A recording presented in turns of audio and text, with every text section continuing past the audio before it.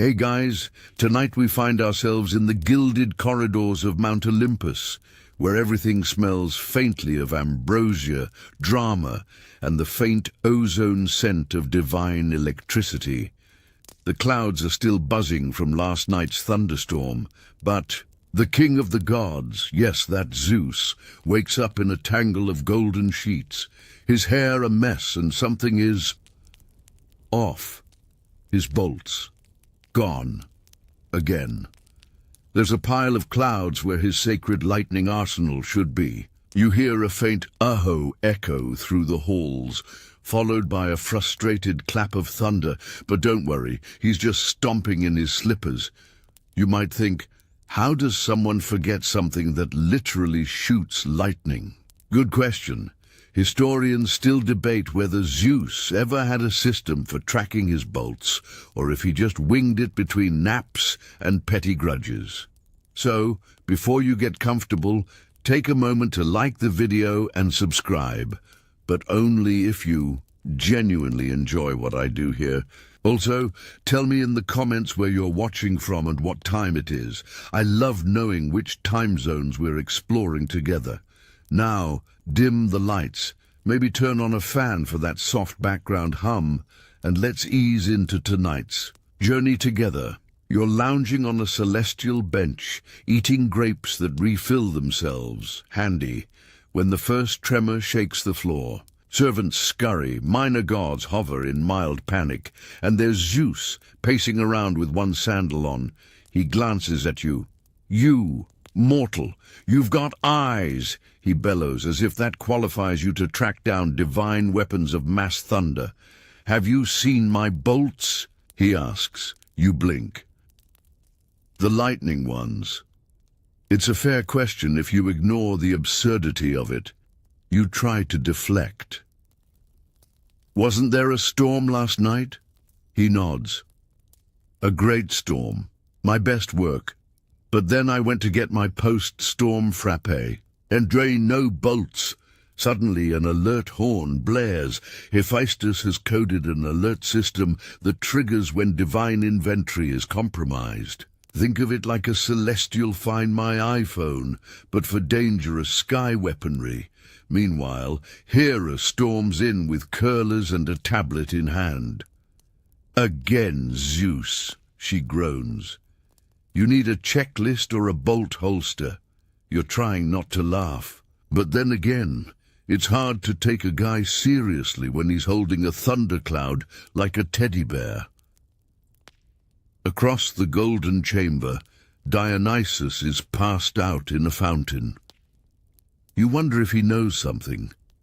You also wonder if that's wine, or actually you don't want to know. Fun fact, lightning bolts were supposedly forged by the Cyclopes during the Titanomachy. And yet, Zeus has misplaced them more times than mortals lose their TV remotes.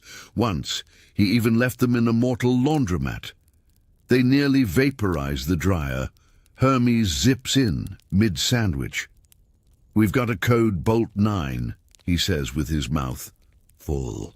We'll need a volunteer. Your stomach drops. Your grape bowl refills itself again, as if to say, enjoy these while you can. Everyone turns to you. You clear your throat. Me? Zeus nods. You're grounded. I mean, literally, you're from Earth. You've got instincts. Mortals have better item location karma. You mutter, should have stayed home and watched historical documentaries. Your fate is sealed when Athena steps forward. This is a matter of divine negligence. We need accountability. She hands you a scroll. It bursts into flames. She smiles. That was decorative. You'll get the real map from Hermes. The palace shakes. Again, not from danger, but from Zeus sneezing thunder out the window. Somewhere in Thessaly, a sheep gets a new perm. As the sun climbs higher above Olympus, a new day begins. One where you, a mere mortal, are tasked with recovering the god of thunder's misplaced bolts. What could possibly go wrong? You sigh, pick up your now sticky grape bowl, and begin mentally drafting your resignation letter to logic. You barely have time to say goodbye to your bottomless grape bowl before Hermes whisks you into the logistics wing of Mount Olympus, a corridor filled with scrolls, maps, and an alarming number of celestial fanny packs. He's moving so fast his sandals are just a blur of winged whooshes. "All right," he says, slapping a scroll onto a nearby cloud table. "Here's what we know. Zeus used the bolts last night over the Aegean, bragged about it, drank ambrosia, and then, poof, gone. You raise a hand. So, that's it? No surveillance, no divine security cameras." Hermes blinks. "You think we use cameras? We use satyrs with memory. It's not efficient." He shoves a leather satchel into your arms. It's embroidered with "Property of Olympus, do not smite." Inside, you find nectar energy bars, ambrosia wipes, a spare toga, presumably one size fits none, and a small orb labeled "Emergency Exit, one use only." Then, with a snap of his fingers, Hermes equips you with an enchanted wristband that glows when near divine static. This baby'll tingle if you're close to a bolt, or if you're nervous, so good luck with that. Mount Olympus is in disarray. You pass a squabbling line of minor gods, trying to reset their powers. Demeter can't make wheat grow, and Apollo's lyre is stuck on free jazz. Even the satyrs are annoyed. One of them trips over a misplaced lightning rod and starts cursing in ancient Greek. One statue, a very angry-looking Hera, literally glares at you as you walk past. "Bring them back before sunset," she commands. "I refuse to spend another dinner without functioning lighting. We had to eat by torchlight. Last time, like barbarians." Fun historical side note, the original Olympic torch, supposedly modelled after one of Zeus's forgotten bolts. It accidentally set fire to 3 temples in its trial run. You reach the Hall of Portals, a swirling nexus of clouds and gateways floating like screensavers from the early 2000s. Hermes programs your destination, Earth, specifically somewhere near ancient Athens. "Last signal pinged from the ruins of a temple," he says. "Might still smell like ozone." You hesitate, so I just jump? Hermes gives you a thumbs up. Or trip, whatever feels heroic. You step onto the launching platform, which looks suspiciously like a giant spoon. A nearby harp begins to play what might be either a goodbye ballad or the jingle from an old godly snack commercial. Then, foomp! You're launched through the clouds like divine luggage, plunging toward the mortal world in what can only be described as a celestial bungee jump with attitude. Your scream echoes past migrating geese. When you finally land, gracefully crashing, into a fig tree, you're greeted by silence, and then pigeons, lots of them. Welcome to Earth. The ruins are ancient, overgrown, and buzzing faintly with static. As you brush leaves off your tunic, your wristband flickers. Nearby, a scorch mark on a marble column glows faintly blue. There's no mistaking it. Zeus's. Lightning was definitely here. The column is cracked, and a local goat is standing on it, bleating like it just summoned the gods. You kneel to inspect the area. Pieces of scorched marble, charred laurel wreaths, a pile of very confused olives. Suddenly, a local priest pops out from behind a column. "Have you come for the goat?" he asks, eyes wide. It's been glowing since dawn. You decide it's safer not to answer. Historians still argue whether temple ruins actually hold lingering divine energy or if it's just residual heat from all those burned offerings. Some insist it's psychosomatic. Others say they've seen columns levitate on full moons. You wouldn't be surprised if both were true and powered by misplaced lightning bolts. You find another clue, a burnt piece of cloth with Zeus's insignia. Hermes did say he got a bit too excited last night. Classic. The priest offers you a half-eaten fig and mutters something about thunder gods needing assistance. You thank him, tuck the fig in your pouch, don't ask why, and look around. More static, more scorch marks, a trail leading east. Maybe Delphi. You feel the first proper surge of purpose. Like maybe, just maybe, you can actually pull this off. Or at least survive long enough to return the god of thunder's glorified tasers. You follow the crackling trail eastward, your wristband pulsing with a faint blue light every few steps. It's like playing hot and cold with the universe, except instead of cold, you get static zaps to your forearm that feel like the time you licked a battery in middle school on a dare. Delphi isn't far, at least not by mythical standards. You hitch a ride on a merchant's donkey cart headed toward the sanctuary. The donkey's name is Klytos. He smells like fermented olives and judgment. You make small talk with the merchant, who insists the oracle has been weird lately. She stopped using words, he says. Now she just holds up glowing emojis. You laugh politely, thinking it's a joke. It's not. The temple of Apollo looms ahead, perched on the slope of Mount Parnassus. It's beautiful, ancient, and humming, with a bizarre digital vibration. As you walk up the marble steps, the air feels heavier, like a storm cloud's watching. You, the priestess, greets you at the entrance, decked out in robes that shimmer like starlight and crocs. She raises her arms. The oracle awaits. You're led into a room thick with incense and mystery. The Pythia sits on a tripod, eyes glazed and fingers swiping through the air like she's browsing a celestial phone. When you introduce yourself, she doesn't speak. Instead, she lifts a scroll and 3 emojis glow. You blink. Lightning, owl, location. She nods solemnly, then sneezes glitter. Honestly, the whole scene feels like a startup pitch meets witchcraft.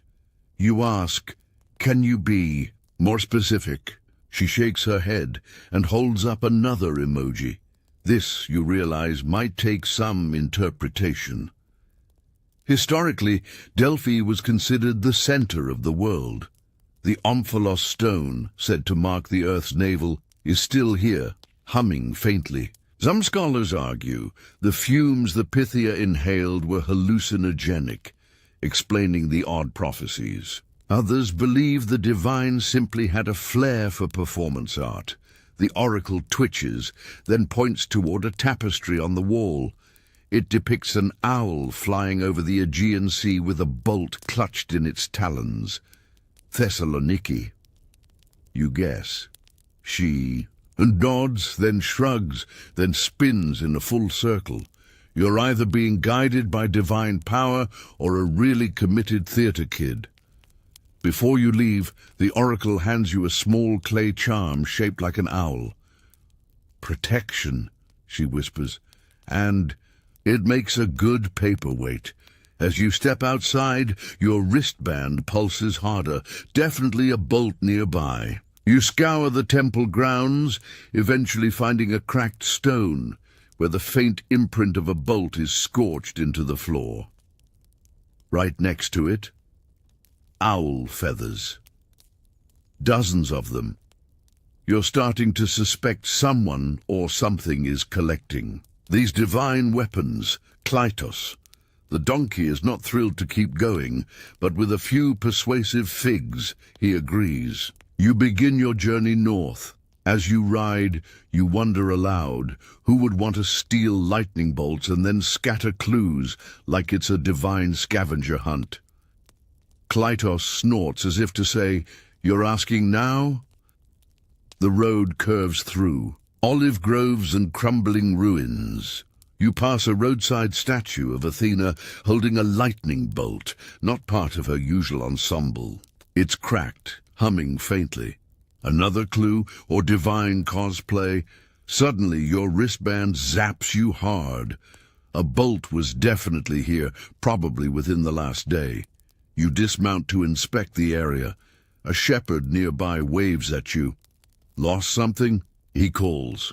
Just Zeus's lightning bolts. He pauses. Well, that's dramatic. You agree. As night falls, you make camp near an abandoned temple, watching as stars stretch across the sky in divine silence. Somewhere, above the clouds, Olympus is still buzzing. Somewhere else, someone is toying with thunder, but tonight it's just you, a donkey, and a glowing owl charm by your side. By morning, you're already regretting sleeping under the stars. Not because it was cold or dangerous, but because Klytos the donkey snores like a broken tuba. You sit up, rubbing your eyes, only to find him still sprawled on the ground, tongue out, dreaming of figs or possibly vengeance. You stretch and check. Your wristband. It glows a soft lavender, a new color. Great. Apparently divine tech updates itself without warning. You're about to pack up when you hear the unmistakable whoosh of winged sandals. Hermes lands beside you in a blur, holding a steaming thermos. I brought you cosmic coffee, he says, handing it over. Tastes like hazelnut and regret. You sip. It's shockingly good. I'm here to give you supplies, he continues. And because Zeus is pacing so hard, he almost created a new tectonic plate. He opens a travel pack. There's more divine trail mix, a weatherproof cloak that changes color based on your mood. It's currently grayish anxious. And a note from Zeus written in lightning cursive.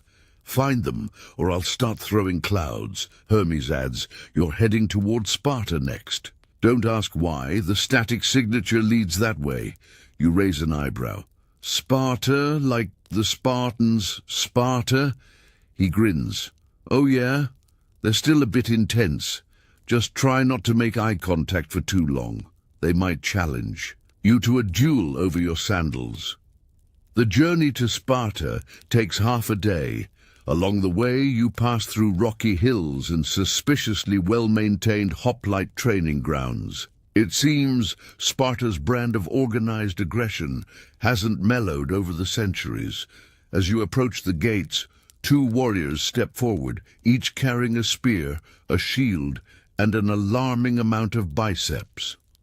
State your business, one growls. I'm here for lightning, you say.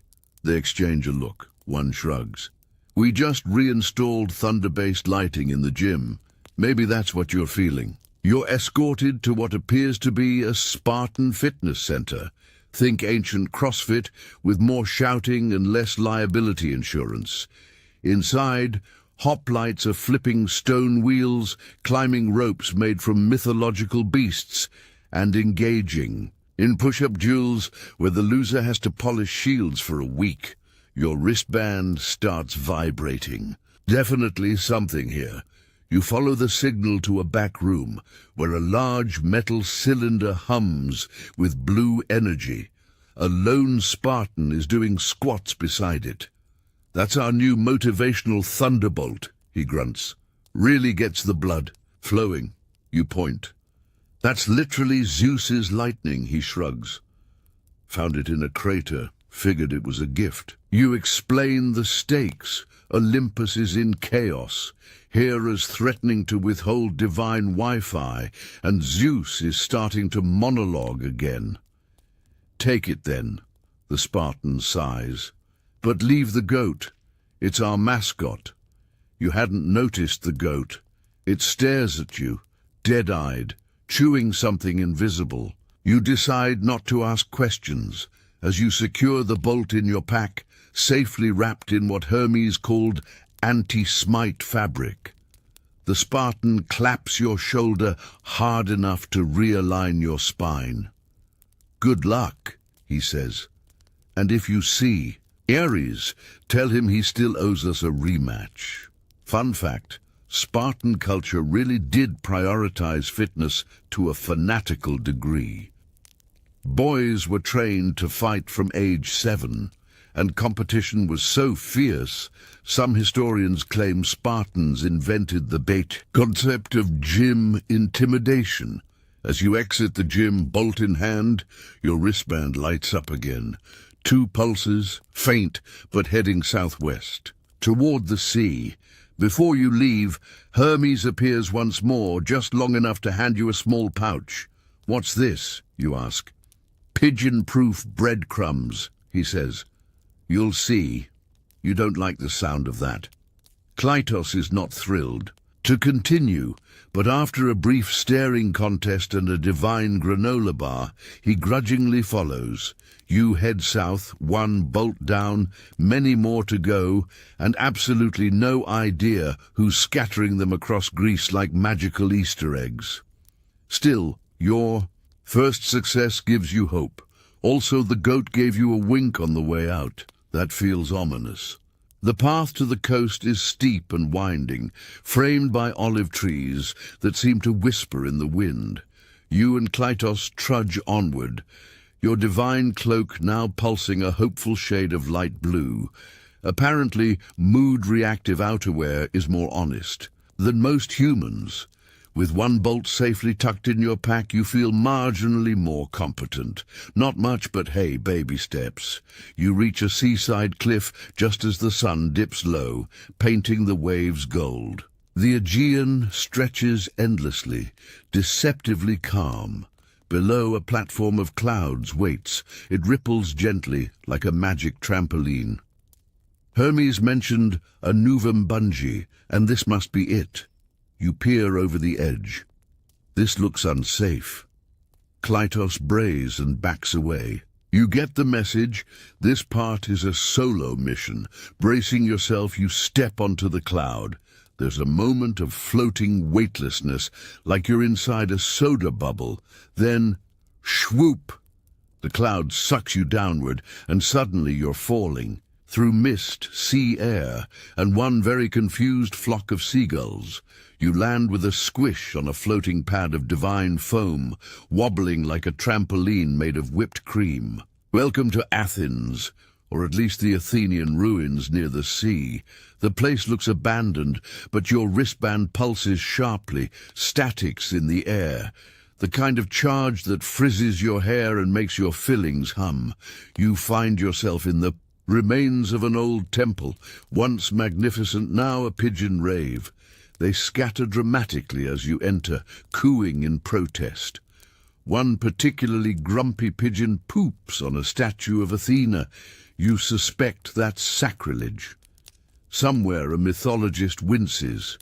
And then you see it, faint lightning scorch marks spiraling across the marble floor. The signature swirls of Zeus's bolts. You follow the pattern to a collapsed column under which lies a twisted bronze object, pulsing faintly. Another bolt, but it's stuck. You try to lift the stone. It doesn't budge.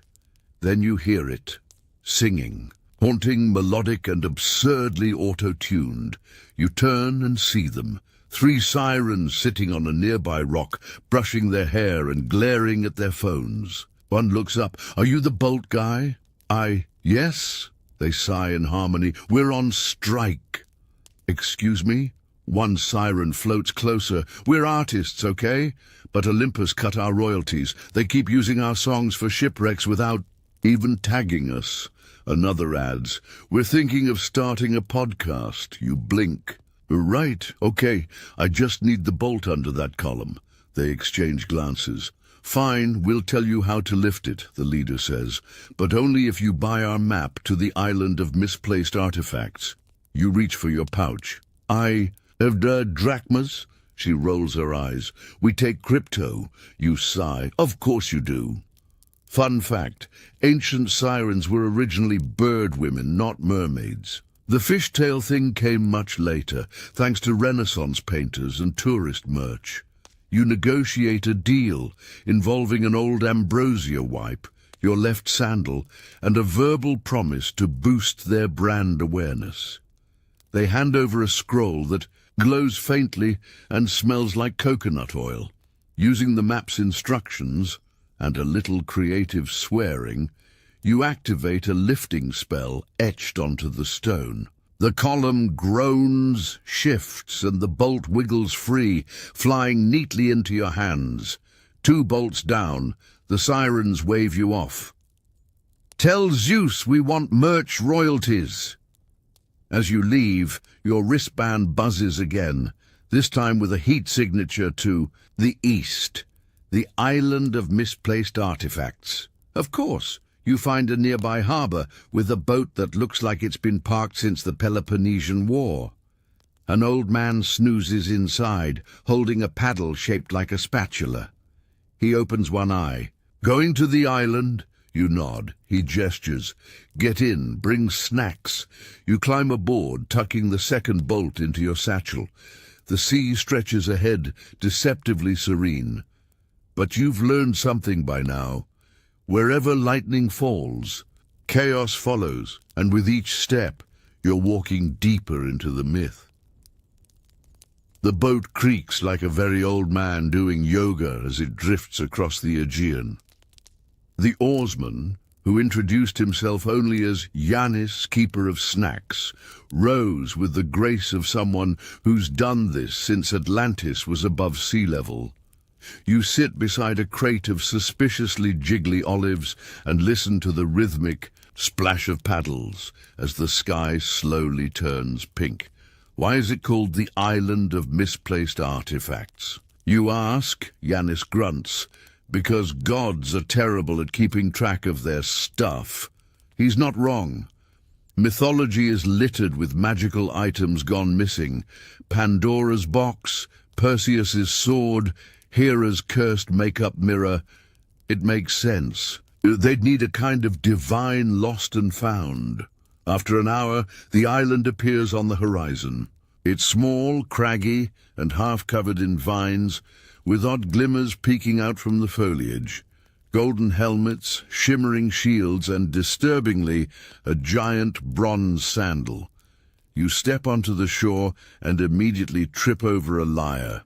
It plays. A sad chord on impact. Your wristband pulses. Hard. There's a bolt nearby. You start climbing the rocky terrain, weaving between abandoned relics like a cosmic garage sale. There's a spear humming with heat. A cracked mirror showing alternate realities. You look great in most of them. And a chariot missing only one wheel. Everything is slightly buzzing, like it all drank too much Red Bull. You find a clearing with a pedestal, and on it, glowing softly, is another bolt. It's tangled in what appears to be Apollo's old harp strings and surrounded by golden laurel wreaths. You're about to grab it when a low growl stops you.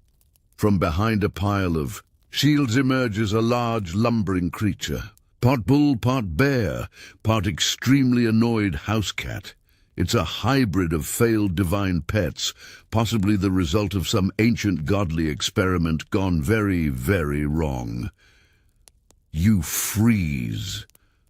Nice monster. It snorts sparks. Just as it charges something, zips past your head, an arrow landing in the dirt with a thunk. The creature skids, confused. From the trees steps a figure in a hoodie woven from moonlight. Artemis. She whistles sharply. The beast whimpers and trudges off, mumbling.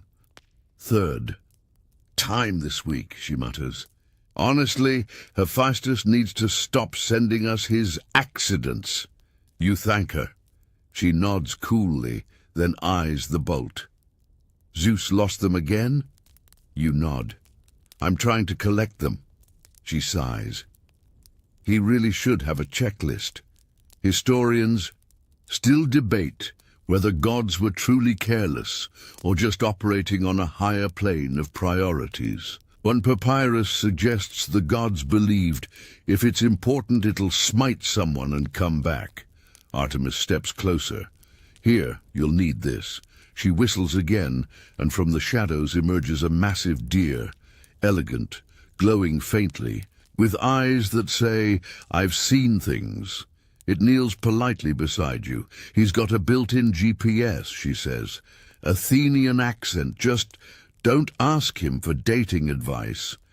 You climb on. The deer makes a soft chime sound. Navigation. Ready. Please state your next divine mishap. You blink. Wherever the next bolt is? Calculating. The deer responds in a crisp, soothing voice. Next artifact location, Corinth. Estimated travel time, slightly terrifying. You hold on as the deer dashes forward, hooves barely touching the ground. Artemis waves you off, already vanishing into the forest like the moon at dawn.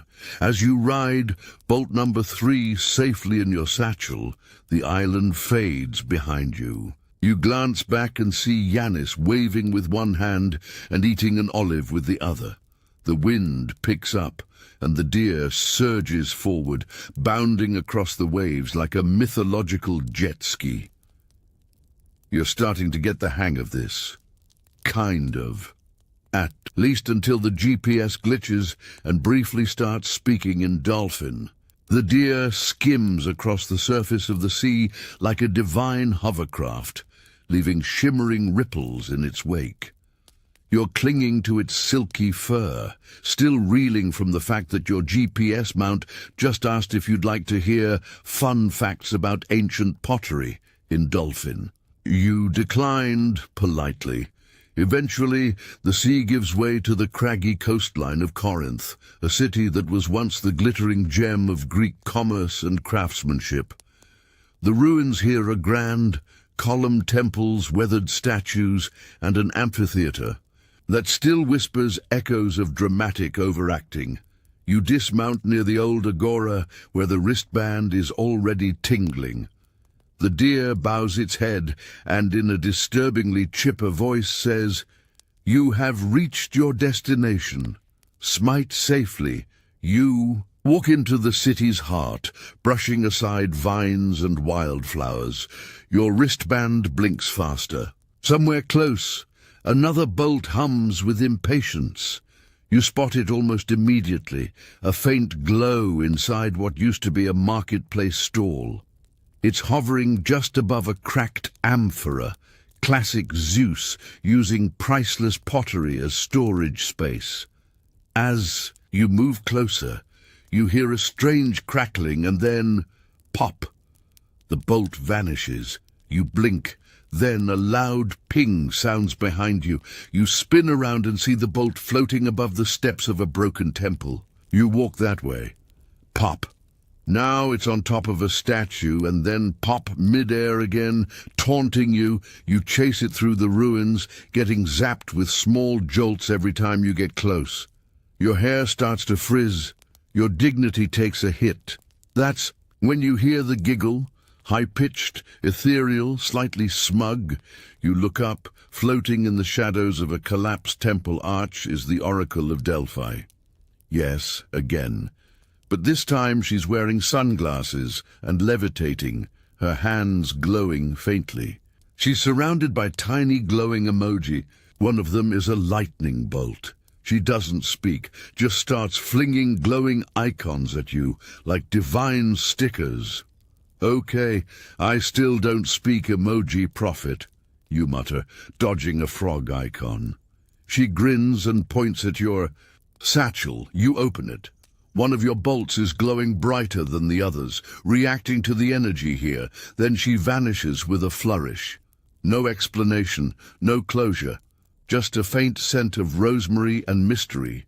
You're starting to suspect she's doing this for entertainment. You sit down on a broken column to catch your breath. The bolt you were chasing slowly drifts down and settles in front of you, humming softly like a content cat. "Great," you mutter. A moody lightning bolt with trust issues. Fun fact, some scholars believe that the oracle's vague and confusing prophecies were actually calculated manipulation, coded advice to maintain influence over Greek city-states. Others think she just enjoyed messing with people. Suddenly your wristband zaps you with a new signal. This time it's not just a pulse, it's a directional arrow, southward, towards Sparta again. You groan. Why is everything always Sparta? The deer perks up beside you, rerouting to new divine inconvenience. Please hold on to your satchel. As you climb back on, your third bolt nestling quietly beside its glowing siblings, you glance once more at the empty space where the oracle floated. There's a new emoji etched into the stone, a smirking face. You don't know if it's a warning or a prank, possibly both.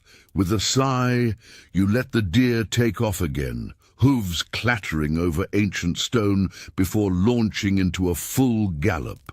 The gods might be immortal, but their memory is clearly terrible, and apparently so is their object permanence.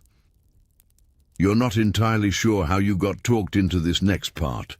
1 minute your divine deer is galloping through a thunderstorm, over the Peloponnesian hills, and the next, you're standing in front of a Spartan training facility being handed a waiver. Not a metaphorical one, a literal waiver, written in red ink. On what smells suspiciously like goat hide, the Spartan woman handing it to you looks like she bench presses hoplites before breakfast. "Sign here," she says. "Liability. You'll be training while we search for your lightning thingy." You stare at her. "Can't I just wait?" "No." And so begins your accidental enrollment in what is probably the only gym in history powered by divine tension and raw intimidation. The first station? Shield lunges.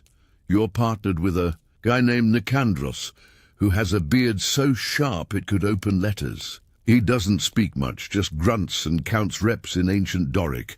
Ice, dio, tria, over and over. You're not sure if you're doing great or dying slowly. Next up, lightning dodgeball. Ares himself seems to have set this game up. Rubber spheres charged with just enough static to give you a good jolt get launched from stone catapults. You dodge one, get hit by another, and briefly forget your birthday. The Spartans cheer. "He took it like a true weakling," one of them shouts proudly. In the middle of the chaos, your wristband pulses harder than ever. You break formation and follow the glow toward a dim corner of the gym where a row of shields lines the wall. Behind them, crackling faintly, is a bolt. It's jammed into a kettlebell. Naturally, you reach for it, but a hand stops you. It's the head trainer, the same woman who gave you the goat hide waiver. "That's mine," she says flatly. You stammer something about Zeus, divine balance, world-ending consequences. She squints.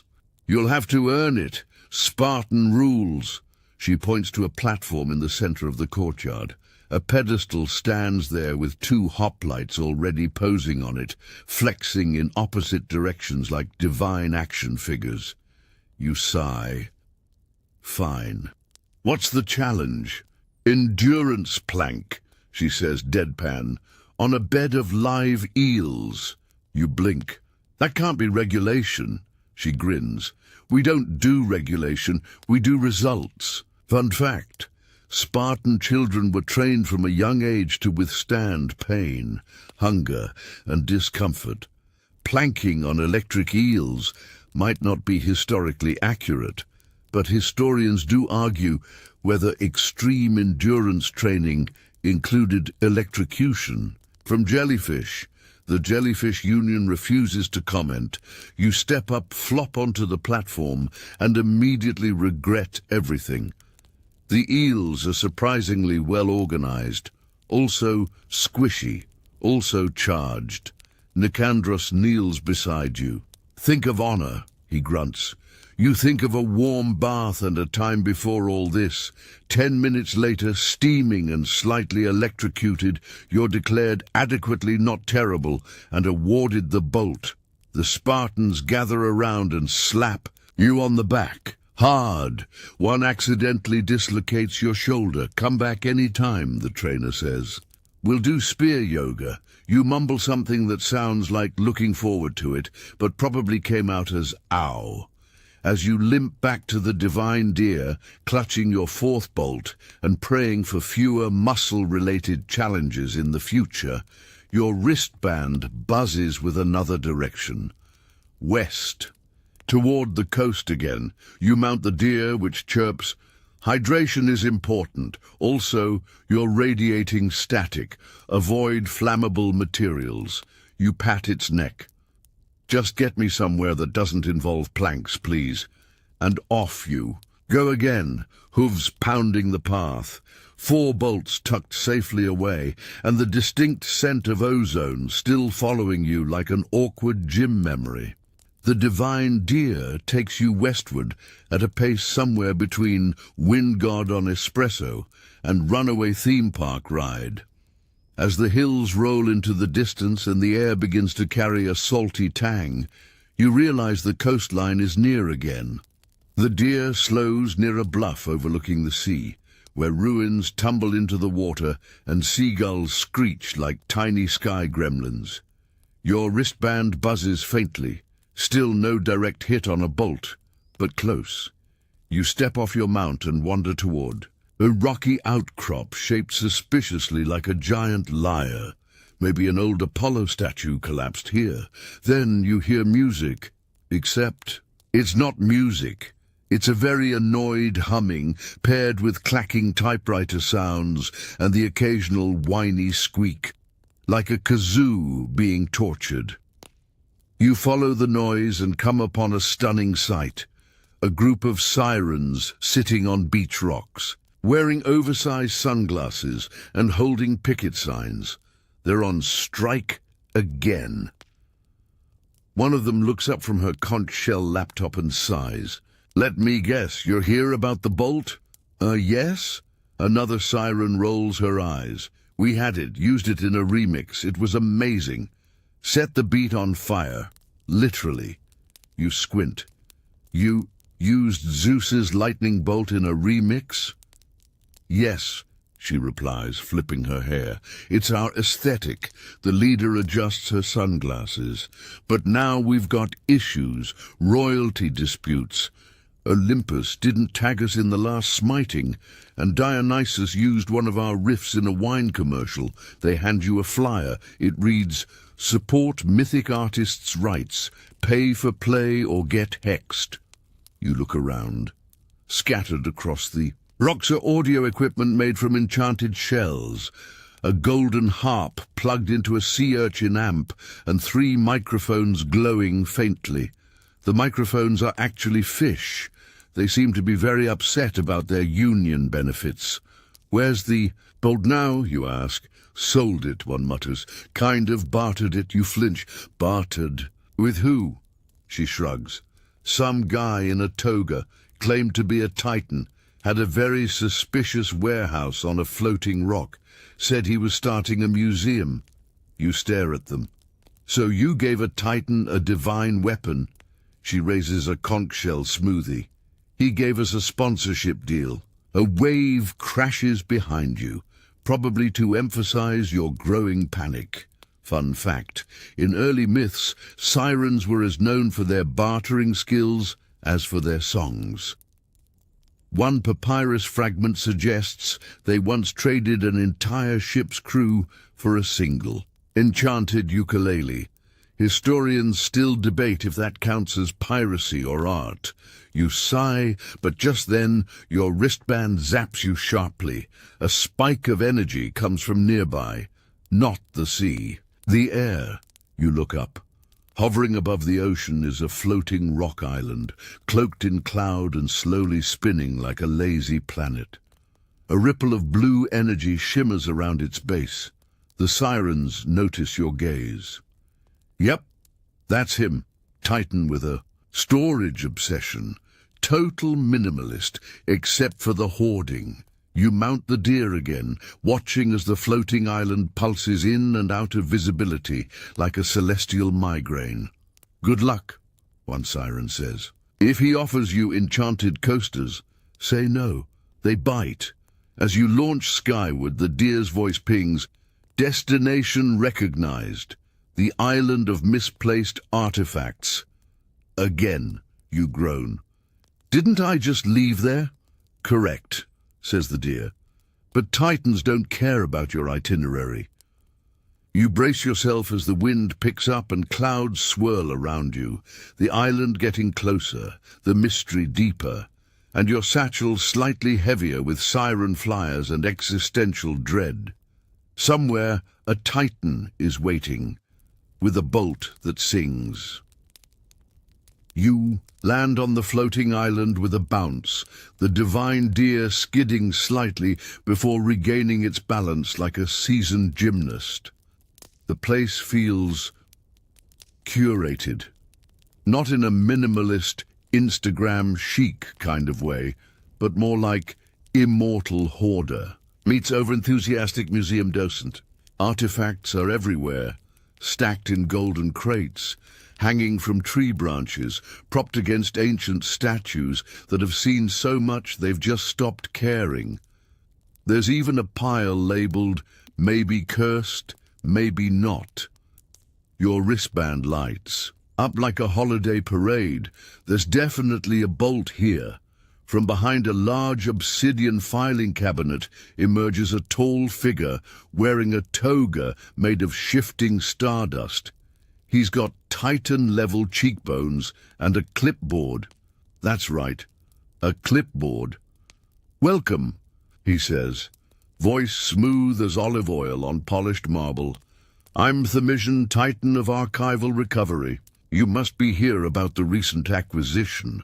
You mean Zeus's lightning bolt? You ask, stepping off the deer, which has taken to nibbling a glowing fern. Themision smiles. Indeed, it was part of a trade. Quite fair. I gave the sirens, some enchanted stage lighting and a fish-shaped synthesizer. You glance around, and you just collect stuff? I preserve divine heritage, he corrects. Mortals break things. Gods forget them, I remember. You raise an eyebrow. Do you have everything here? He gestures with a sweep of his clipboard. The original draft of the Iliad includes footnotes, Hermes' first pair of sneakers, Hera's collection of threatening post-it notes, and yes, lightning bolt number 5. He leads you past a series of bizarre displays, a fountain that only pours fermented ambrosia, a mirror that criticizes your haircut, and a helmet that whispers, "It's your fault," in a dozen ancient dialects. Finally, you reach the bolt room. It's not subtle. The door is a 30-foot slab of marble etched with lightning patterns and flanked by statues of Zeus doing the finger guns. Inside, on a velvet pedestal under strobe lighting, floats the bolt.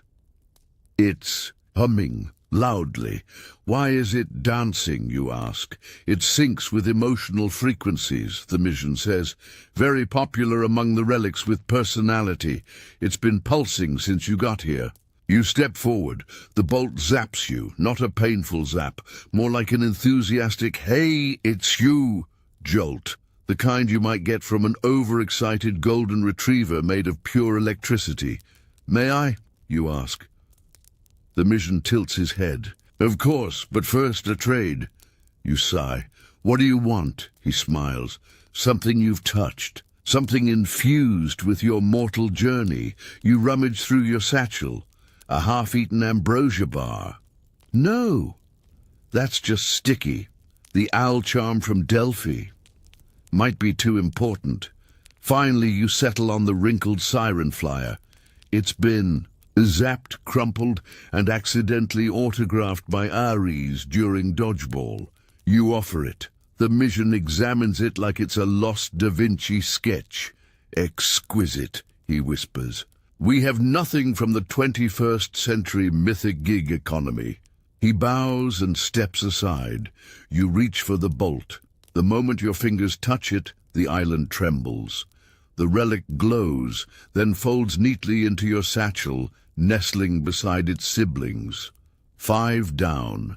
Before you leave, Themision waves you back. "A warning," he says, eyes darkening. "These bolts are waking something. Old power stirs when divine tools travel." You nod slowly. What kind of power? He only smiles. Not my department. Reassuring. You thank him, mount the deer, again, and take off into the sky as the floating island fades behind you. Your wristband pings with the next location, somewhere beneath the earth. Oh, good. Nothing ever goes wrong in the underworld. As the deer spirals downward through a canyon of clouds, the temperature drops. The air gets heavier, thicker, like you're breathing through a curtain of velvet. Below you yawns a black chasm, crackling with faint purple light. It's got that unmistakable welcome to the underworld vibe. Chilly, moody, and just a little bit theatrical. You land at the edge of a massive obsidian staircase that descends into the earth. The divine deer refuses to go any further. Underworld terrain exceeds warranty coverage, it says cheerfully, and vanishes in a puff of lavender-scented air. You sigh. Figures. You descend alone. The staircase echoes with your every step. Symbols carved into the walls flicker faintly, with soul light, and a chorus of whispery voices hums an ominous jazz chord. At the base is a long hall lined with administrative desks. Each one has a stack of scrolls, a stressed-out skeleton in a toga, and a quill writing on its own. A sign. Above reads, Department of Eternal Records. Hades welcomes you. Paperwork required. Of course. You approach the front desk. The receptionist is a bored-looking fury, wearing half-moon glasses and reading a scroll titled, How to Smite Without Burning Bridges. I'm here for a lightning bolt, you say, trying to sound confident. She doesn't look up. Take a number. A scroll magically appears in your hand with the number 726. You glance around. How fast is the queue? Depends, she says, flipping a page. Did you die recently? No, she shrugs. Then not a priority. Just as you're about to protest, a door slams open and someone storms in. It's Ares, god of war. Shirtless, glowing, unnecessarily dramatic. He's holding two flaming swords and yelling something about paperwork, violating his battlefield rights. He stops mid-rant when he sees you. You again? Me again, you mutter. Why are you here?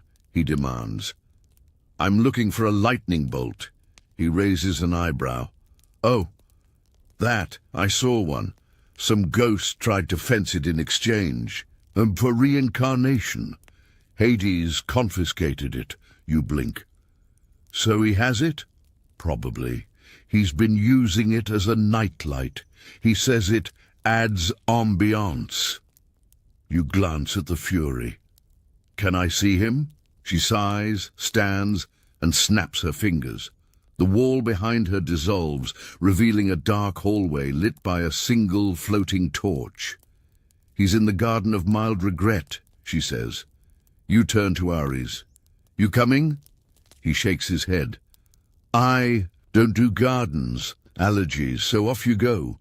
The Garden of Mild Regret is beautiful in a somber black lilies and crushed dreams sort of way. It smells faintly of ash and lilac. Statues of people mid-face palm line the path. Sitting on a stone bench, sipping something from a skull-shaped mug, is Hades. He looks up. Ah, the mortal bolt-fetcher. You give a tiny wave. He gestures beside him. Sure enough, one of Zeus's lightning bolts is stuck in the ground like a yardstake. It's pulsing gently, casting spooky shadows. You want it? He asks. You nod. I like it, he says. It's moody. Brings a little thunder to my gloom. You explain the crisis on Olympus, the drama, the sirens' protest, the floating Titan island. Hades sighs. Fine. Take it. But tell Zeus I want it back after bedtime. I haven't had such dramatic lighting in centuries. You carefully lift the bolt. It's warm, oddly soothing, and slides into your satchel with a quiet hum. 6 down. Be careful, Hades says as you turn to leave. The more you carry, the more they attract. Power recognizes power. You pause. Meaning? He sips from his skull mug. Meaning I'd stay away from places with dry brush and lots of pigeons. You nod slowly, backing away. As you ascend the obsidian staircase, bolt in hand, the underworld fades behind you, and sunlight greets your face like a surprise slap.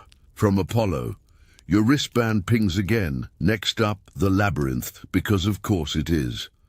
You barely have time to brush the underworld dust off your sandals before a gentle breeze lifts you off the staircase platform and carries you westward. Not your doing, by the way. It's Athena, who clearly has her own divine Uber system. You're pretty sure you hear her voice mutter, "You're welcome," through the clouds, followed by the sound of an owl, hooting in judgment. The air thickens with the scent of fried dough and olive oil. You start to see the tops of colorful tents and spiraling marble towers. Then you spot it, the Labyrinth of Crete, or what used to be the Labyrinth. It's now a full-fledged theme park. You land outside a colossal archway carved to look like Theseus high-fiving a minotaur. Beneath it, in bright golden letters, it reads, "Minotaur World, the Maze of Fun." Your eye twitches. You pass through turnstiles manned by animated statues in togas, holding souvenir maps. One hands you a "Fast Pass to Fate" wristband. You have questions. You ask none of them. Inside, kids in sandals and tie-dye chitons run around eating nectar-flavored cotton candy. There's a stand selling golden thread pretzels. A satyr juggles flaming scrolls for tips. And your wristband? It's blinking, like a disco ball. The bolt is here, probably somewhere past the Poseidon log flume. You make your way through a history of heroism exhibit, where animatronic heroes dramatically recount their deeds. Heracles sneezes every 20 seconds due to a wiring issue. Perseus flirts with a mirror. Then, from behind the oracle's gift shop, you hear something that should not be coming from a mythical labyrinth. Dubstep. You follow the bass drops to a massive, Colosseum-style arena labeled Minotaur's Fury. Interactive maze experience TM. A teen at the entrance sighs without making eye contact. Maze is open. Good luck not crying. You step inside. The doors slam behind you.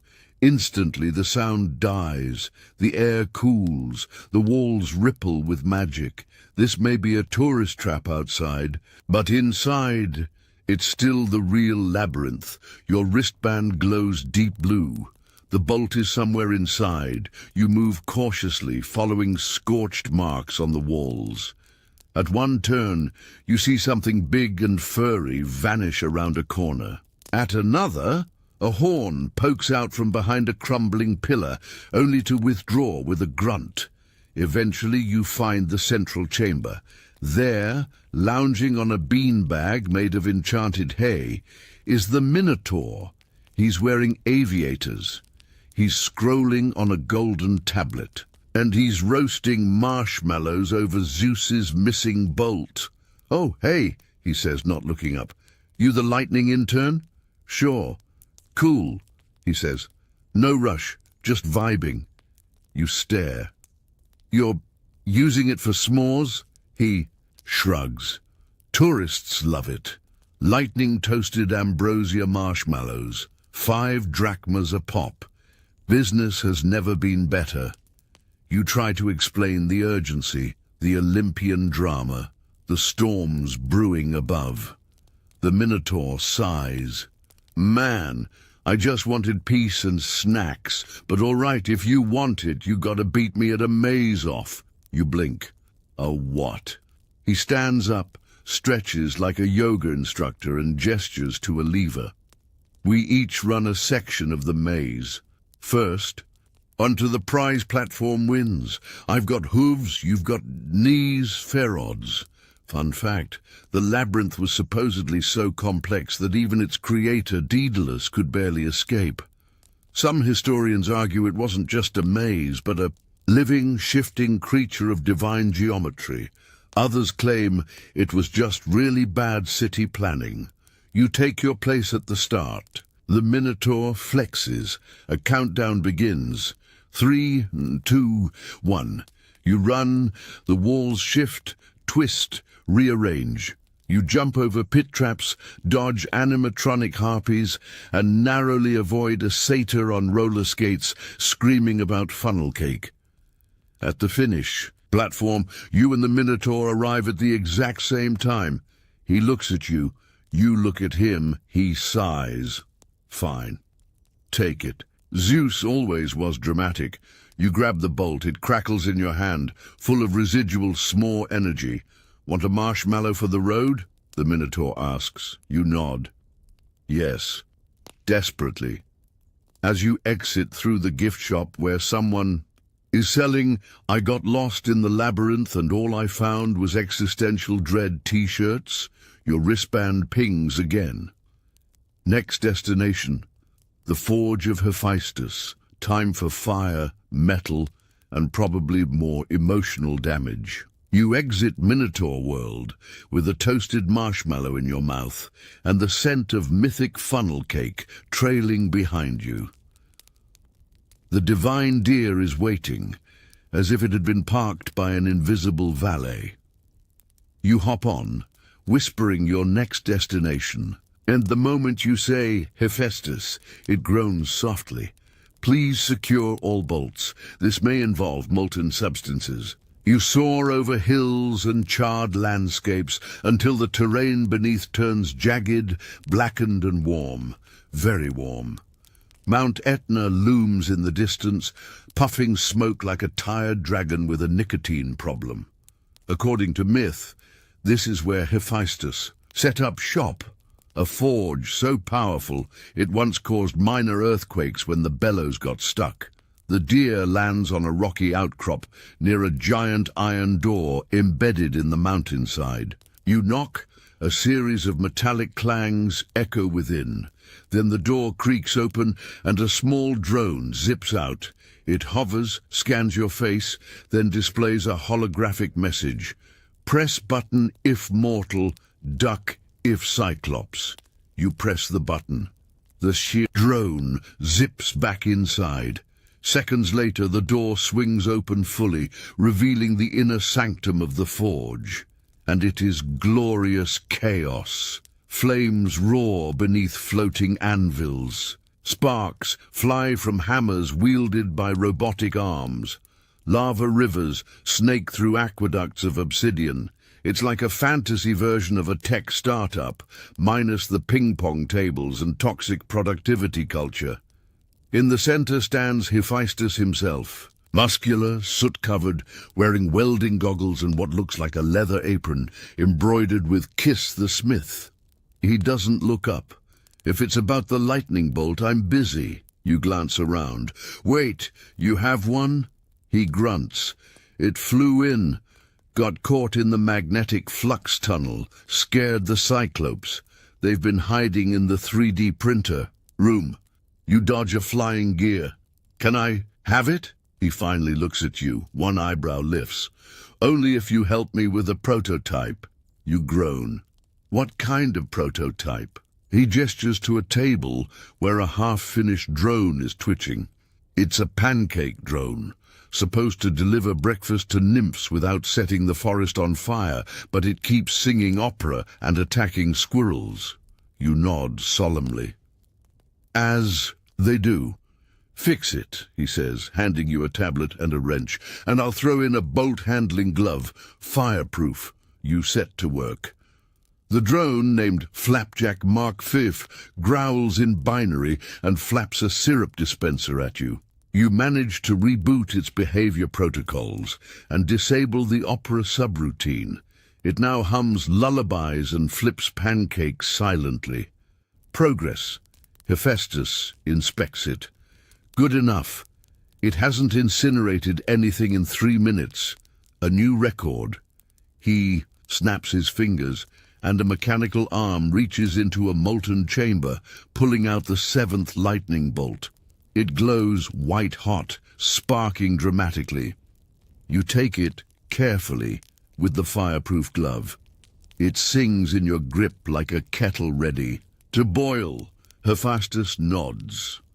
Tell Zeus his bolts are poorly calibrated. They keep picking up static from Poseidon's fish. You squint. That's a thing? Ask him about the eels. Noted. Fun fact.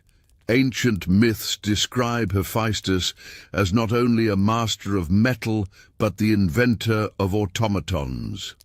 Some believe his forge was the origin of early Greek tales of artificial intelligence. Others believe he just liked building weird stuff that freaked out dinner guests. As you head for the exit, Hephaestus throws you a small silver cube. For emergencies or making waffles. You climb onto the deer, who scans the new bolt and shivers. Hot item acquired. Routing to next destination, Artemis's Grove. You nod. Nature and arrows, that sounds safe. The deer glances back. Statistically, very few things involving Artemis are safe.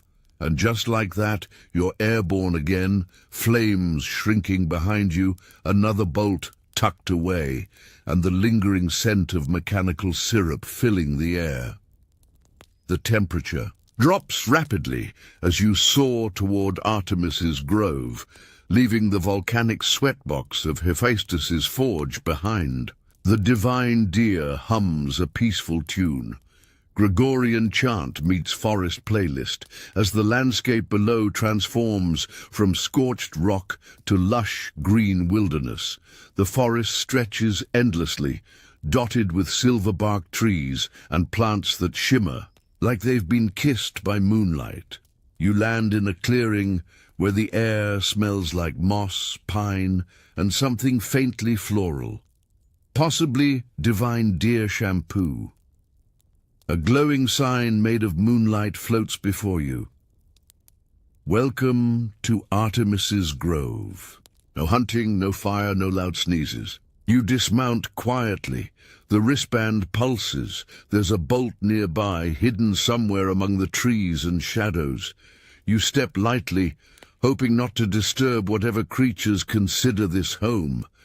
A rabbit eyes you like it's memorizing your sins. Then, from the trees, a voice. You again. Artemis steps out, cloak shimmering like a night sky in motion. She's holding a bow that crackles faintly with static. You raise a hand. Hi. Still hunting lightning. She nods. One came through. Scared the dryads into hiding and zapped my moon garden. I made it into a beacon trap. A what now? She gestures toward a glade where a glowing orb hangs mid-air, tethered by golden vines. The orb pulses with tiny bolts of energy like a sleepy electric jellyfish. Beneath it, a very, very angry boar. Ah, you say. Is that? Yep, the Caledonian boar, Artemis replies. I brought him out of retirement to guard the bolt. Don't worry, he's on a plant-based diet now. Mostly moss and divine tofu. You squint. He doesn't look plant-based. The boar snorts a bolt of lightning and kicks the ground. Your wristband zaps you in agreement. I'll distract him, Artemis says. You get the bolt. Distract? How? Before you can finish. She fires an arrow that explodes into a burst of glowing moths. The boar snorts and charges after them, grunting like a thundercloud on hooves. You sprint into the glade. The bolt shimmers above the moss, twisting slowly in the air. As you reach for it, vines snap upward to block your hand. Really, you mutter. Fun fact. In some versions of myth, Artemis controlled not just animals, but entire groves of sentient plants. Historians argue whether these were metaphors for natural harmony, or early warnings about divine-level botany, gone rogue. You remember something Hermes told you? Divine plants like compliments. You clear your throat. O great vine of silken gold, majestic creeper of verdant power, I beseech thee to let me pass. The vines hesitate. You add, you're way prettier than those ivy wreaths Apollo keeps wearing. The vines retreat, slightly. The bolt lowers. You grab it. Instantly the forest hums. A wave of static rushes through the air. The boar skids to a halt. Artemis whistles, and he trots back like a scolded puppy, grumbling. Nice save, she says, approaching. You've got 7? 8, you say, showing the collection glowing inside your satchel. She raises an eyebrow. And you're still alive. Impressive. She hands you a small medallion shaped like a crescent moon. For luck, or camouflage, or both. You nod, accepting the gift. What's next? She looks skyward. Aphrodite. She's running a spa now. You groan. Of course she is. Artemis smirks. Try not to get distracted by rose-scented towels and emotional manipulation. You remount the deer, which seems visibly relaxed. Now that you're leaving the forest, routing to divine beauty complex, it chirps. As you rise above the trees, you glance back one last time at Artemis and the boar. She waves. The boar sneezes lightning at a squirrel. Another bolt down. More chaos ahead.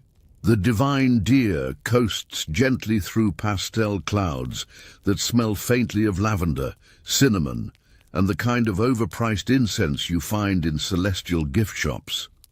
The temperature rises slightly, and you notice your hair rearranging itself into something worthy of a shampoo commercial. You're not imagining it. This is Aphrodite's domain now. Below, nestled along a cliff overlooking an iridescent sea, is a luxurious spa complex carved from pink marble and covered in cascading roses. Golden mist wafts from every window. Harps play themselves in the background. You land softly on a velvet runway lined with peacocks wearing tiny bathrobes. The deer's voice echoes, arrived at Aphrodite's rejuvenation retreat, home of eternal youth, endless flattery, and optional counseling. You dismount and are instantly greeted by a nymph holding a clipboard and a cucumber water infused with stardust. Name, she asks. Mortal lightning guy. She checks her list. Zeus mentioned you. Follow me. Your aura is a mess. By the way, you're led through a series of increasingly relaxing chambers, salt baths lit by fireflies, sauna rooms scented with divine citrus, and a room where a dolphin offers you tea and mild compliments. You decline politely. Finally, you reach the inner sanctum, a rose-gold chamber with floating pillows, endless mirrors, and in the center, reclining on a couch made of swans, is Aphrodite. She's glowing, obviously. Her robe shimmers like molten pearls. Her hair floats around her head, as if obeying its own gravitational rules. She doesn't look up from her scroll. So, she says, Zeus lost his bolts. Again.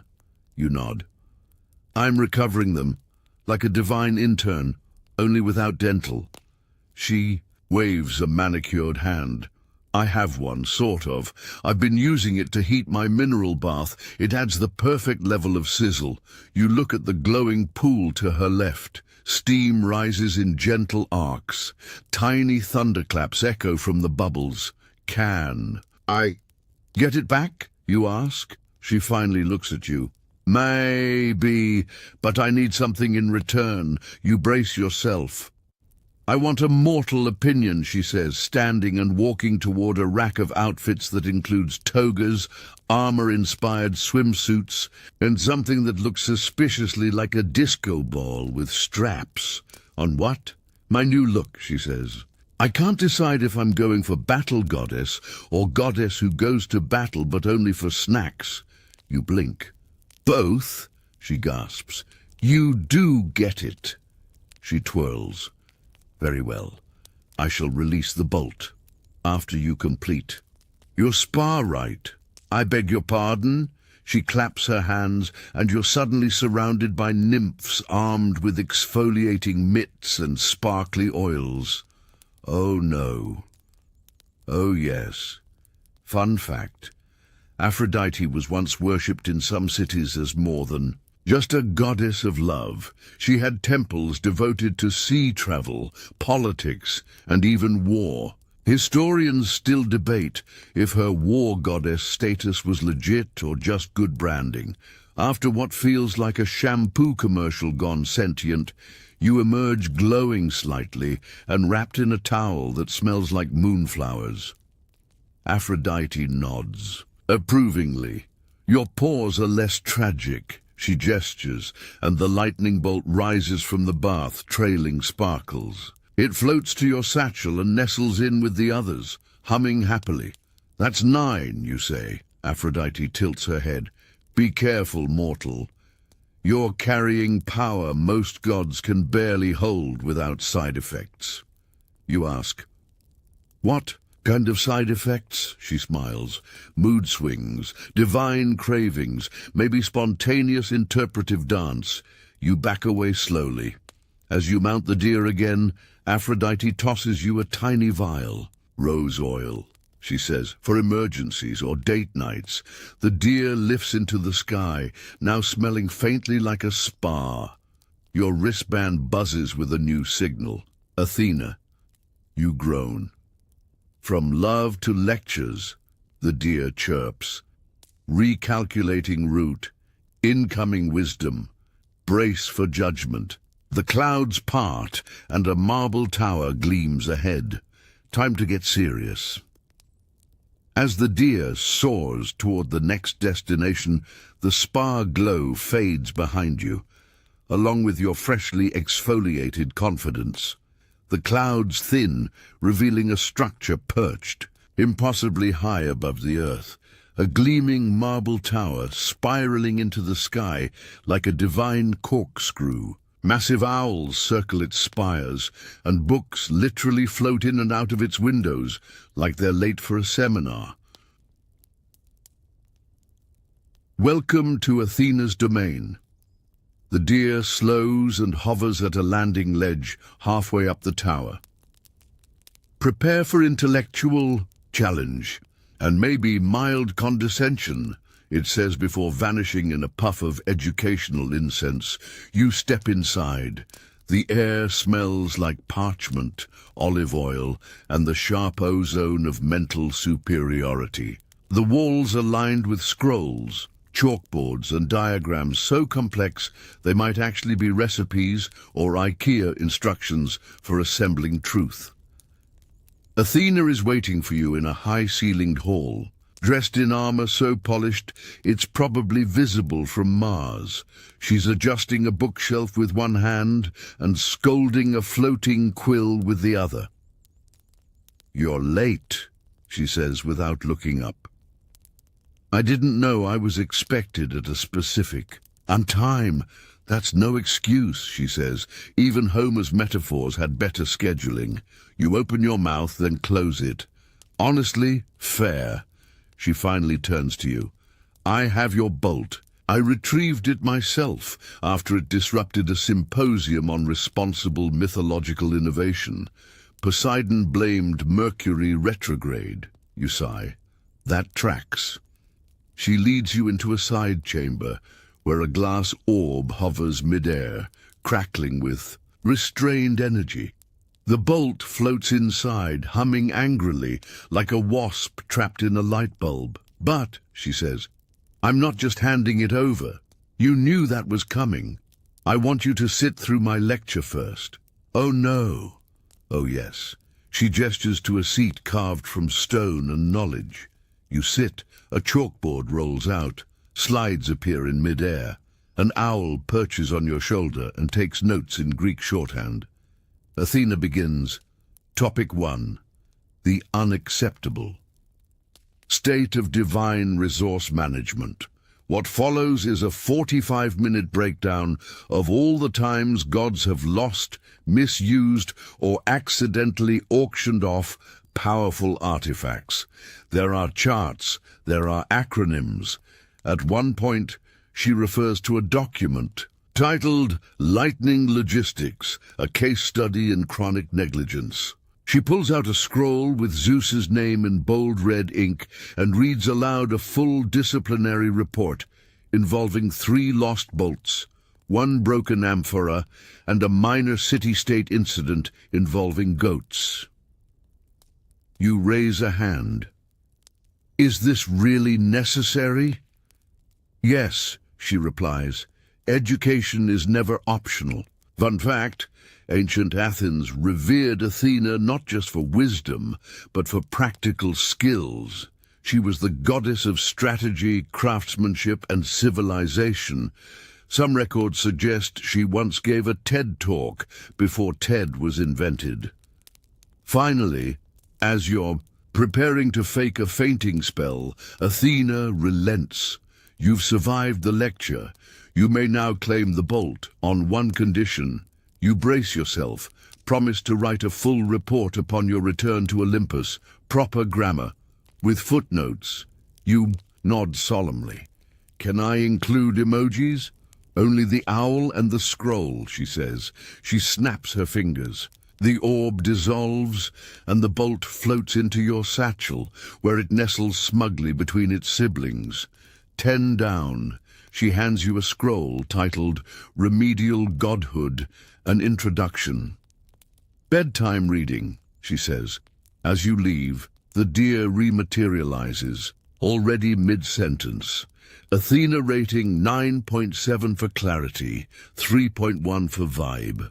You climb on and take off, heading into a sky that now smells faintly of old libraries and scorn. Your wristband pings again. This time there's a faint shock. Oh, you mutter. The deer's eyes narrow. New alert. Bolt detected. Intermittent. Possibly mobile. You groan. Great. A lightning bolt on the move. Correction, the deer says. A lightning bolt in the wild. Time to get zapped. The deer barrels through low-hanging clouds, wings tucked as if bracing for turbulence. Below, the land flattens into a patchwork of rolling hills, olive groves, and occasional scorch marks that look suspiciously recent. You bounce slightly in. The saddle, clutching your satchel of 10 divine lightning bolts and wondering how they haven't exploded from proximity alone. Your wristband vibrates erratically now, buzzing, blinking, and occasionally beeping like a microwave that's lost. Its will to cook. Status, you ask the deer, bolt detected. High volatility, energy output nearing disco ball levels. You peer over the deer's antlers, and then you see it, bounding through a grove, trailing sparks and alarming the local wildlife, is a bolt. Not just floating lazily like the others. This one is sprinting. Yes, sprinting. Every time it hits the ground, it scorches a crater, zaps a tree, and bolts off again, like an electrified golden retriever chasing cosmic squirrels. You groan. Perfect, it's self-aware and hyper. You land nearby and start to chase it, or try to. It's fast. Like Hermes on a deadline fast. You trip over a scorched bush and get a face full of divine ash. Then suddenly the bolt halts. You freeze, panting. It's perched atop a hill, crackling softly. You creep toward it, step by cautious step. When someone steps out from behind a tree, it's a satyr, wearing hiking boots and chewing on a granola bar. "Hey," he says. "Bolt yours?" You nod. "I think so." He chuckles. "Yeah. It's been tearing up my meditation trail. I tried playing panpipes to calm it down. It broke my D note." You both watch as the bolt zaps a boulder into modern art. "I was going to call Hestia," he adds. "She calms fire, right?" "Only if it's indoor and emotionally available," you reply, then frown. Do bolts have emotions? He shrugs. Everything's got a mood these days. Suddenly, the bolt zaps into the air and hovers inches from your face. You hold your breath. Slowly, you raise your fireproof glove, thanks, Hephaestus, and extend your fingers. The bolt hums and nudges your hand like a pet. You gently guide it toward the satchel.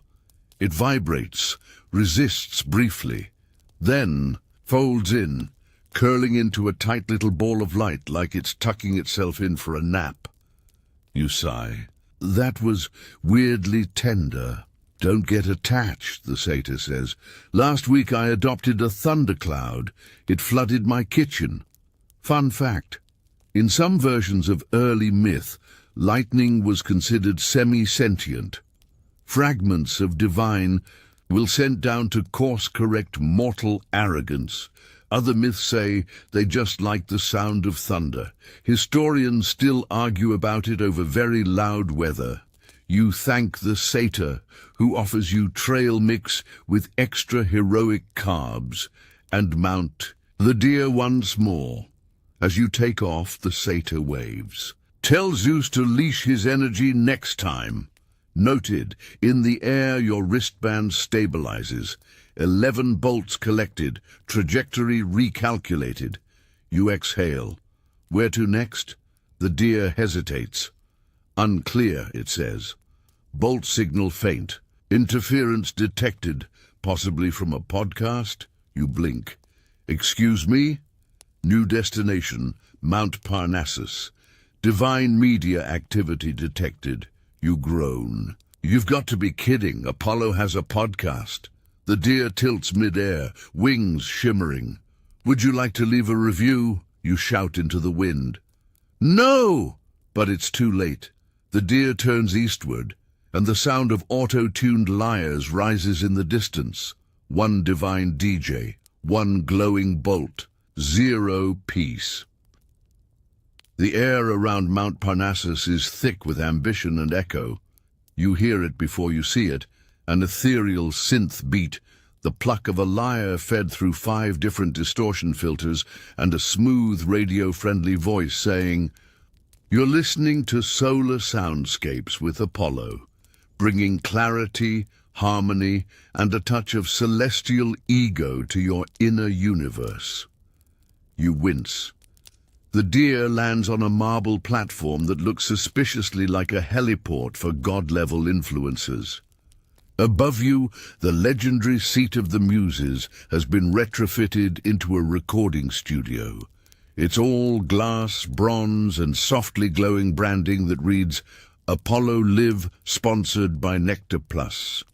You step inside and are immediately greeted by a glowing intern, possibly mortal, possibly illusion, who offers you a kombucha labeled Essence of Inspiration. No thanks, you say, eyeing the floating directional signs that point to Studio A, Sound Bath, and Hyperion's. Chill Zone. Your wristband buzzes hard, blinking pink now. Divine Wi-Fi interference, probably. The bolt is here, and judging by the bass vibrating through the floor, it's not being used responsibly. You follow the beat. Inside Studio A, Apollo is reclining on a floating chaise, holding a golden mic, shirtless, obviously, wearing sunglasses. Indoors, equally obviously. Around him, holographic lyrics dance mid-air. The moment he sees you, he lowers the mic with a grin. Ah, the bolt fetcher. I was wondering when you'd vibe through. You have one of Zeus's lightning bolts, you say flatly. He smirks. Had one, sampled it, killer drop. Now it's in the soundboard. You stare at the soundboard. It's pulsing with pure static. Every time a bass note hits, the bolt flares. You rub your temples. Apollo, you're using it as reverb? He shrugs. It enhances my divine harmony aura. You step closer. I need it back. Olympus is in chaos. Hermes is rationing ambrosia bars. Dionysus is drinking from thunderclouds. Apollo sits up. Okay. I hear you. But first, guest spot? You blink. Excuse me? You're. Here you've got a story arc and I've got listeners. Just give us a few minutes of your journey. Make it snappy. Include tension and redemption. You consider running. But then again, you did just survive Athena's PowerPoint. Maybe you can do this. You sit. The mic floats toward you. Apollo nods to the glowing orb in the corner, your bolt suspended in a sound loop. All right, he says. We're rolling. You begin.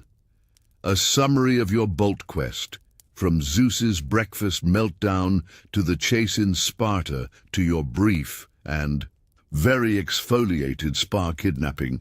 You even throw in a dramatic pause. Apollo leans back, nodding. Excellent pacing. Emotional truth. Might add a harp. When you finish, the studio goes silent. Then a single divine applause track plays. Nice, he says. You've got charisma. Ever think of guest hosting? You gesture to the bolt. Can I... He waves his hand. The soundboard dims. The bolt slides free, arcs once, then zooms into your satchel with a delighted spark. 12 bolts down. Your wristband whispers. Apollo hands you a golden business card. If Zeus ever fires you, call me. You've got podcast presence, you stand. No offense, but I kind of missed the part where lightning just hit things and didn't DJ. Tragic, he says, but understandable. You exit as the deer materializes beside the studio. It's wearing headphones. It looks very, very tired. As you mount, the wristband beeps again. New signal detected. Bolt proximity. High altitude. Location, Olympus. Re-entry advised. You raise an eyebrow. We're going back? The deer nods. Yes, and Zeus is pacing so hard the clouds are forming double spirals. You sigh, glance back at the studio, and then into the sky. 12 down, 18 to go. The deer launches. Upward. Let's hope the next one isn't inside a vending machine. Unlikely, the deer replies, but Dionysus does have a new grill. You shudder. You soar toward Olympus, now glowing in the distance like a golden screensaver for divine egos. The clouds swirl with anticipation, or maybe anxiety. It's hard to tell when they're shaped like Zeus's face, glaring at nothing in particular. The deer lands on the marble terrace just outside the Hall of Lightning, a chamber that sounds majestic but is basically Zeus's oversized broom closet of power. You haven't been here since the start of your quest, and it shows. The place is a mess. Static buzzes in the air. A few bolts are stuck in the floor like divine toothpicks, and then zap. A bolt shoots past your head and embeds itself in the doorframe. You spin around, heart hammering. There, standing in the middle of the room like someone caught with their hand in the literal thunder jar, is a young-looking demigod. Wild hair, toga slightly singed, eyes wide like a goat that's just been offered a job in finance. Hi, he says. Hi, you reply. What was that? Nothing. The bolt. Behind him crackles. You take a step closer. Are you stealing bolts? He gestures vaguely at the chaos. I prefer the term borrowing energetically. From Zeus. Well, he's always losing them anyway. You narrow your eyes. What were you doing with it? He shrugs. Trying to power a new kind of lyre. One that plays itself and levitates. You know, for the vibes. You groan. Look, he says quickly, I was going to return it, but then it sort of bit me, and then followed me around like a stray cat, and now we're working through some stuff. The bolt in question floats nearby, bobbing in the air and emitting what can only be described as a whiny hum. You sigh. I need it. Officially, this is a crisis. The demigod hesitates, then relents.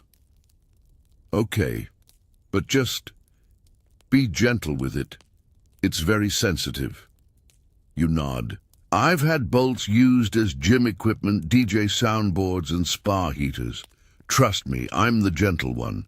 You reach out slowly. The bolt zaps lightly, like an electric handshake, then floats into your satchel with a smug little buzz. 13. Your E. Wristband calms down for the first time in hours.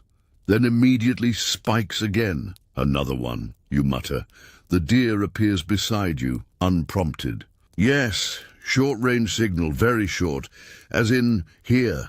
You freeze. Explain. The deer flicks its ears. There is another bolt inside this facility. It is misplaced, misfiled. You follow the signal through a hallway cluttered with divine junk, old thundercloud prototypes, Poseidon's inflatable tridents, and one extremely cursed beanbag labeled "Do Not Sit." You reach a side door.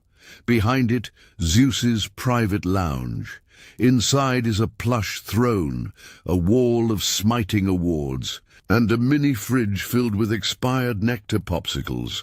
And in the corner, a single bolt taped to the back of a note that reads, "Remind me to scare Ares with this, LOL. You stare at it for a long time, then carefully peel it off and slide it into your satchel. 14.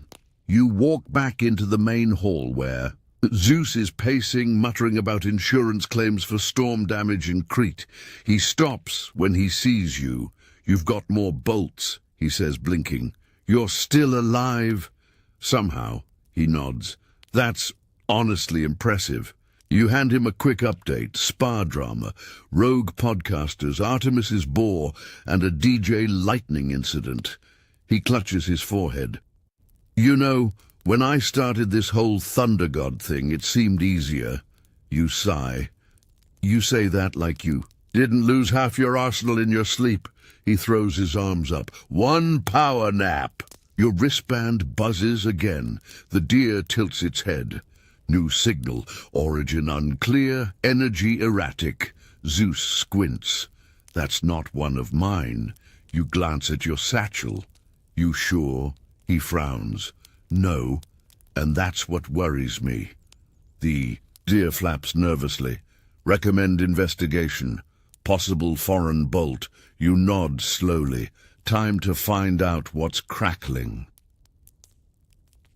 The air in Olympus thickens, charged with a tension that's not coming from Zeus for once. Your wristband continues to buzz, but not in its usual enthusiastic way. It's confused, uncertain, like it's trying to locate something that doesn't quite belong in this realm. Zeus frowns at your satchel. Show me the bolts. You open. 14 lightning bolts float gently, each crackling with its own distinct rhythm, glowing like divine fireflies on performance enhancers. But something is off. One of the bolts shifts, not in the casual, "Hey, I'm alive and humming" way. More like it's squirming. You reach in. It zaps your fingers hard, the kind of zap that leaves you rethinking every life decision involving metal objects during storms. "Hey!" you shout, pulling your hand back. The bolt levitates from the satchel, pulses violently, then shoots straight into the ceiling, where it explodes into a harmless cloud of confetti and barbecue smoke. You and Zeus both blink. A low chuckle echoes from the hallway. You turn slowly. There, emerging from a fog of glitter, robes stained with grape juice, hair a mess of ivy and chaos, is Dionysus.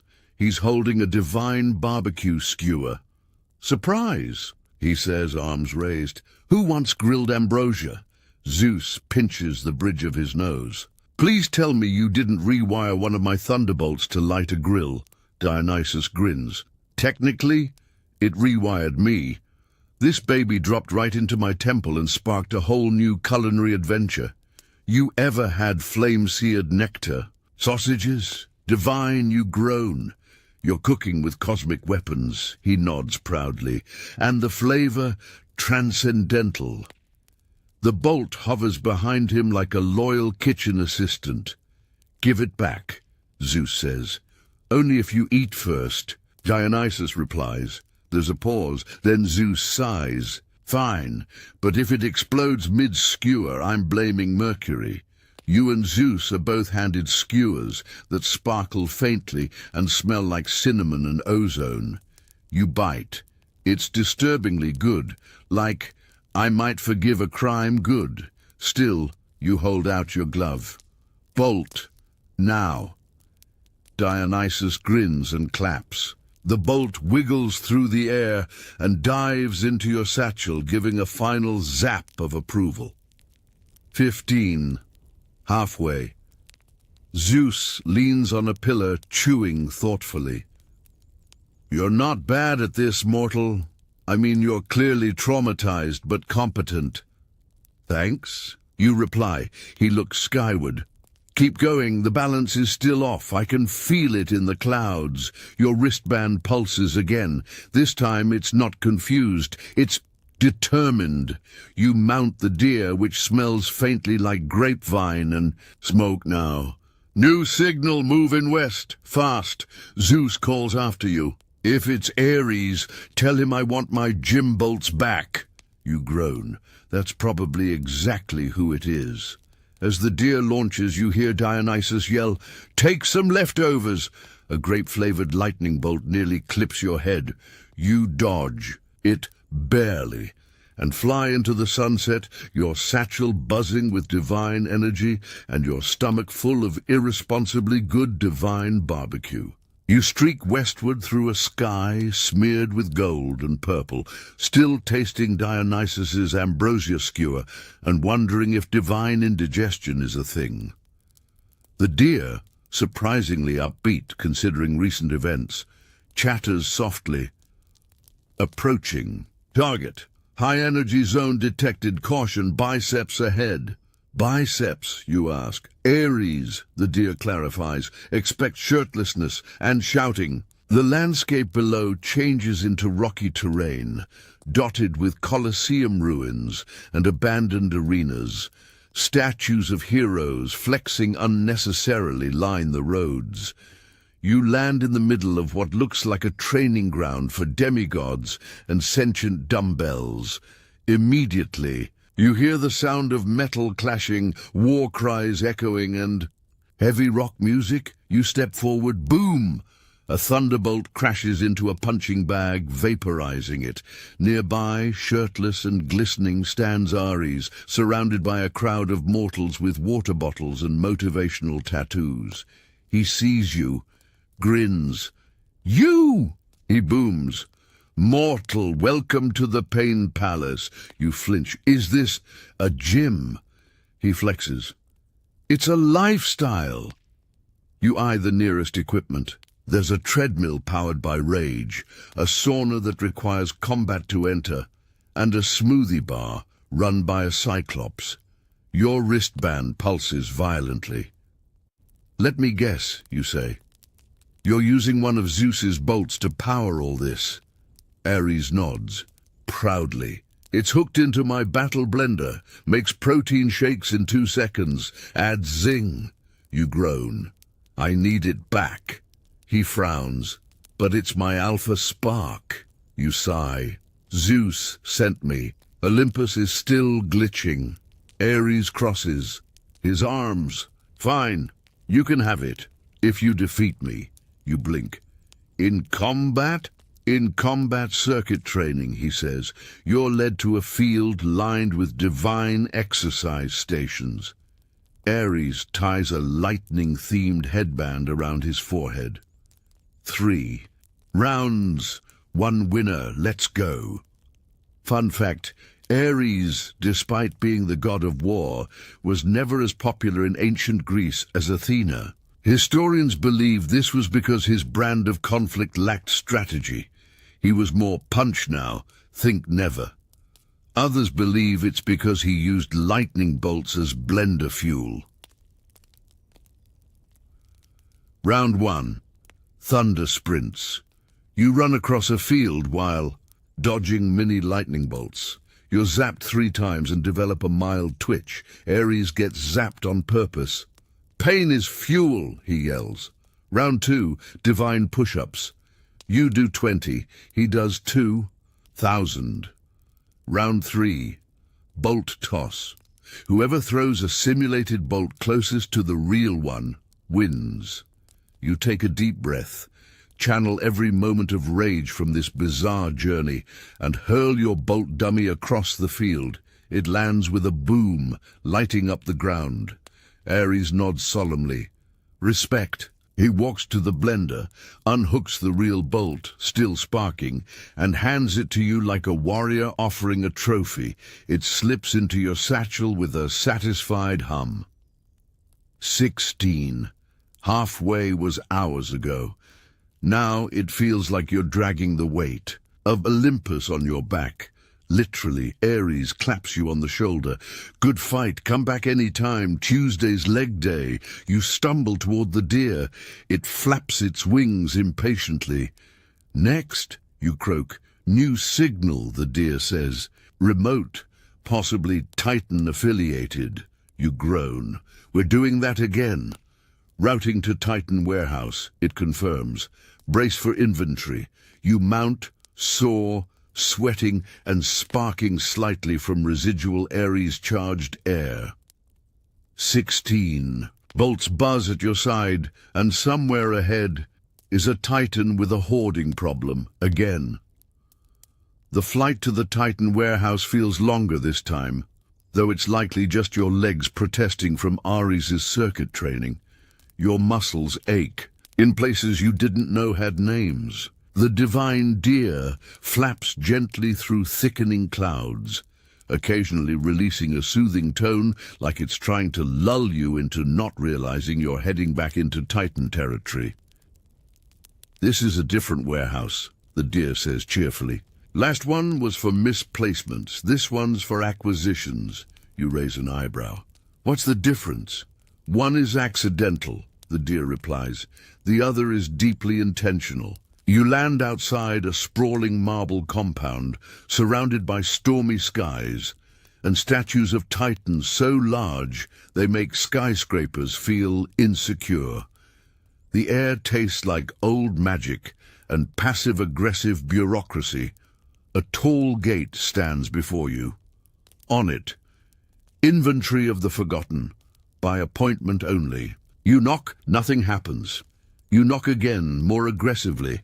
A grating voice echoes from the stone itself. State your purpose. Lightning bolt retrieval, you say, holding up your wristband. The gate groans open. You step inside. The warehouse is endless. Columns of divine items stretch toward a ceiling that flickers between constellations. Each row is labeled ill-advised relics, things Zeus forgot twice, Kronos' personal stash, and ominously, do not return to mortals. Your wristband pulses. The bolt is here. You walk past shelves containing golden apples, mood rings that glow based on divine annoyance, and at least 5 enchanted toasters. You finally reach a central vault marked high risk, low logic. Inside, you find a bolt. It's lodged in what looks like a magical orb powered by nostalgia, rotating slowly and emitting flashes of memories. Childhood temples, the first time a god got worshipped, Zeus's very first lightning misfire. You touch it and feel a rush of ancient emotion, glory, pride, an ego so large it briefly inflates your head metaphorically and possibly physically. Then you hear a clap. You spin around. Standing behind you is a Titan. Not Themisian this time. It's Themis, goddess of divine law, order, and extremely stern glares. What are you doing with my catalogued essence? She asks. You lift your hand. Retrieving. For Olympus. Zeus sent me. Probably didn't file it properly. She steps closer, robes trailing starlight. This isn't just a bolt, it's a recorded divine frequency. It stabilizes memories across myth. You glance at it. Then why is it shaped like Zeus's lightning? Because he used it to save space in his archive, she says, sighing. Efficiency over clarity. You explain the lost bolts, the global thunder imbalance, the sirens, the podcast, the ambrosia BBQ. She studies you. You're remarkably not dead. Thanks. She gestures to the orb. You can take it, but it may destabilize other relics if moved improperly. You raise your fireproof glove. The bolt pulses, then eases into your grip with a jolt of something deeper than static, like ancient wisdom, reluctantly saying goodbye. 17. You thank Themis, who hands you a scroll titled Inventory Principles of the Cosmos, Beginner Edition. As you exit the vault, the deer waits with a hint of impatience. Signal shift detected, lightning concentration moving rapidly. You blink. Running? Not exactly, the deer replies. It appears to be attempting to socialize. You stare. The bolt is making friends? The deer nods. With a creature, possibly mythological, possibly just lonely. You mount, heart sinking a little. Where to? Delphi, it says. Again. Oh, great, you groan. Is she going to send emojis again? Probability high. And so you're off once more, satchel heavier, clouds darker, and the distinct sense that lightning is starting to get ideas. Delphi rises before you once more, its ruins as serene and slightly unsettling as you remember. The divine deer touches down just outside the temple of Apollo, hooves clicking against the ancient stones.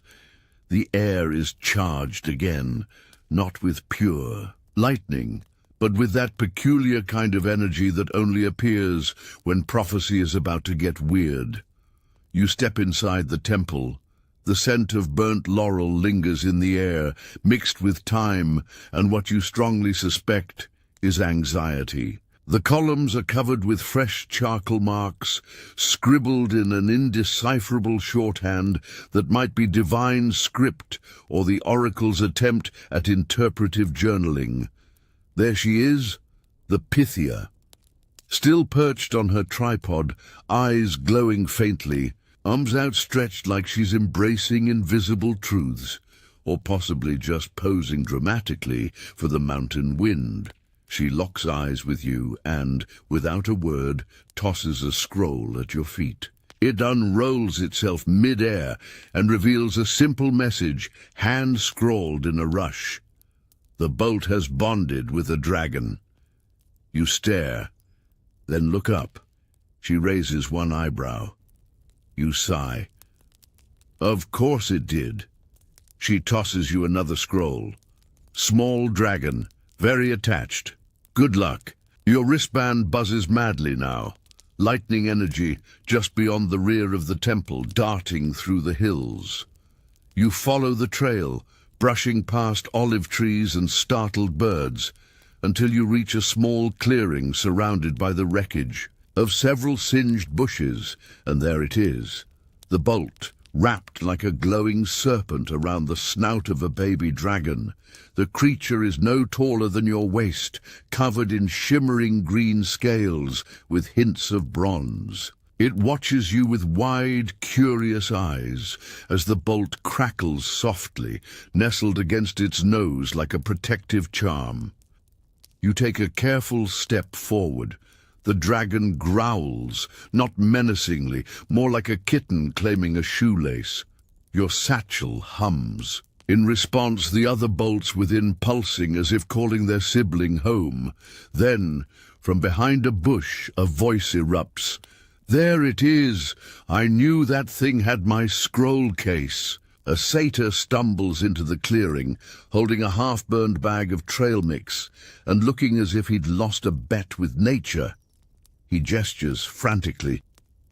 That lightning thing has been terrorizing the mountainside. It zapped 3 trees, ruined my lunch, and scared the oracle's cat. You hold up a hand. I'm working on it. The satyr peers around you and gapes. Is it cuddling the dragon? Yes. The satyr mutters, this mountain used to be normal. You kneel, slowly opening your satchel. Hey there, you say to the bolt. I know you're having a moment, but I really need you back. Olympus is still unstable, and you cuddling a dragon isn't exactly helping. The bolt pulses once. Then again. The dragon whines and nudges it like it's a favorite toy. You pause, then you reach into your satchel and pull out the owl charm from Delphi, the one you were given on your first visit.